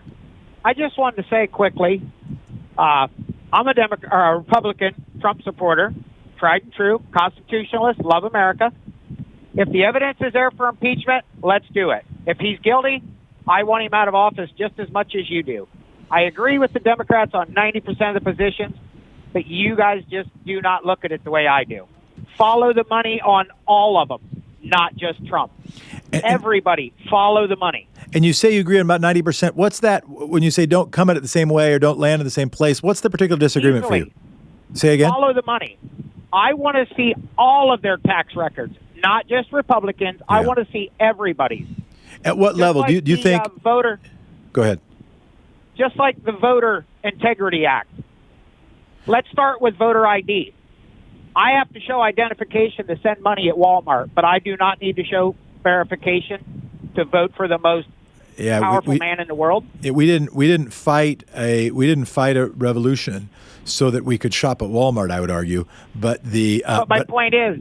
But in terms of, But what I would say, I think we're in the same place, that impeachment should be a matter of facts and law, not a matter of political strategy. I think we agree in lockstep, and also agree that the requirement for tax records should not be only on one person, should not be only on this president. It has been an expectation without being law that presidents would offer it. I'm open to it happening also for candidates for the U.S. Senate, maybe for candidates for the U.S. House. I think that applying that more broadly, if we could get a bipartisan consensus around that, that could be really something. But let's continue the speed round. From San Jose, I think it's Roosevelt from Galesburg, Illinois. Hi. Jeffrey, I just wanted to say that a strategy that the right is using to attack the left and is going to become bigger is to call them socialists. With Mitch McConnell blocking legislation to secure American interests from Russia is a collusion with Russia, and Russia is known as the Union of Soviet Socialist Republic. So socialist Republicans are now waging a strategy to label Democrats as socialists when Democrats, instead of running like mice, should critically think about it and label them as the socialists. And so much depends on how we define the term. And how we define terms now are so much by their associations, as distinct from whatever Webster might say about it, or whatever a person who started a socialist party might say about it. And it's one of the reasons why word games can be so effective, or at least so confusing. That one of the reasons you alluded to language earlier. Yeah, you were correct. It's powerful. It's really powerful, and I'm going to talk more about it next week. We're going to go through some of the watch your language stuff that I've been gathering, reviewing some of the stuff we've talked about before, and a few new ones. It's really powerful. And I still struggle with it, and I don't have a great answer. The progressives did something really smart. They recognized that if they were going to address the corrupt Democratic political machines of Tammany Hall and address the corrupt Republican political machines of Mark Hanna, et cetera, that they needed to adopt not just a word. They needed not just be a Federalist or an anti-Federalist. They needed not only to be a Democrat or a Republican. They needed a word to describe what they were doing. And that word had to get enough force that people could adopt it. And 100 years ago, they came up with the word progressive. And they started the progressive movement. They started the progressive party. They ended up getting a candidate for president when Teddy Roosevelt threw his hat in the ring after realizing the Republican Party had taken a turn and the party bosses had turned away from its progressive roots. Right now, I think we are in that conundrum. The socialists were pushing for social benefit. It became such a popular term. You blanketed yourself with that word and you could win power in nations around the country. Now, after that word was used by evil empires, it is a word that has associations separate from its meaning. So there's a really good debate. Do you try to take a word that has been damaged and dust it off and make it better? Do you try to use a new word? I think that debate rages, and I don't have a final conclusion on it. I do have a final conclusion on this as we wrap. And that is thank you. And that is also to Robin. I try to take notes about, we're blessed with smart listeners.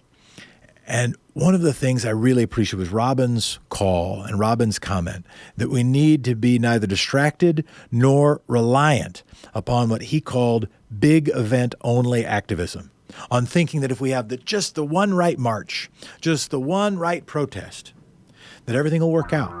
There's got to be a process. We got to work on it every day. That's why we get together. It took, if you read Nancy MacLean's book, 40, 50 years to take over the courts after Brown versus Board of Education. 40 or 50 years. That doesn't happen in one march. It happens march after march after march. It's an onward march. And each of you are part of it, and we appreciate you. You're the coalition of the benevolently irrational, the good people doing good things for no good reason, and you are priceless. Definition of priceless, worth a lot, not for sale. I'm Jefferson Smith. This is Thom Hartmann Show. I'll be back on Monday.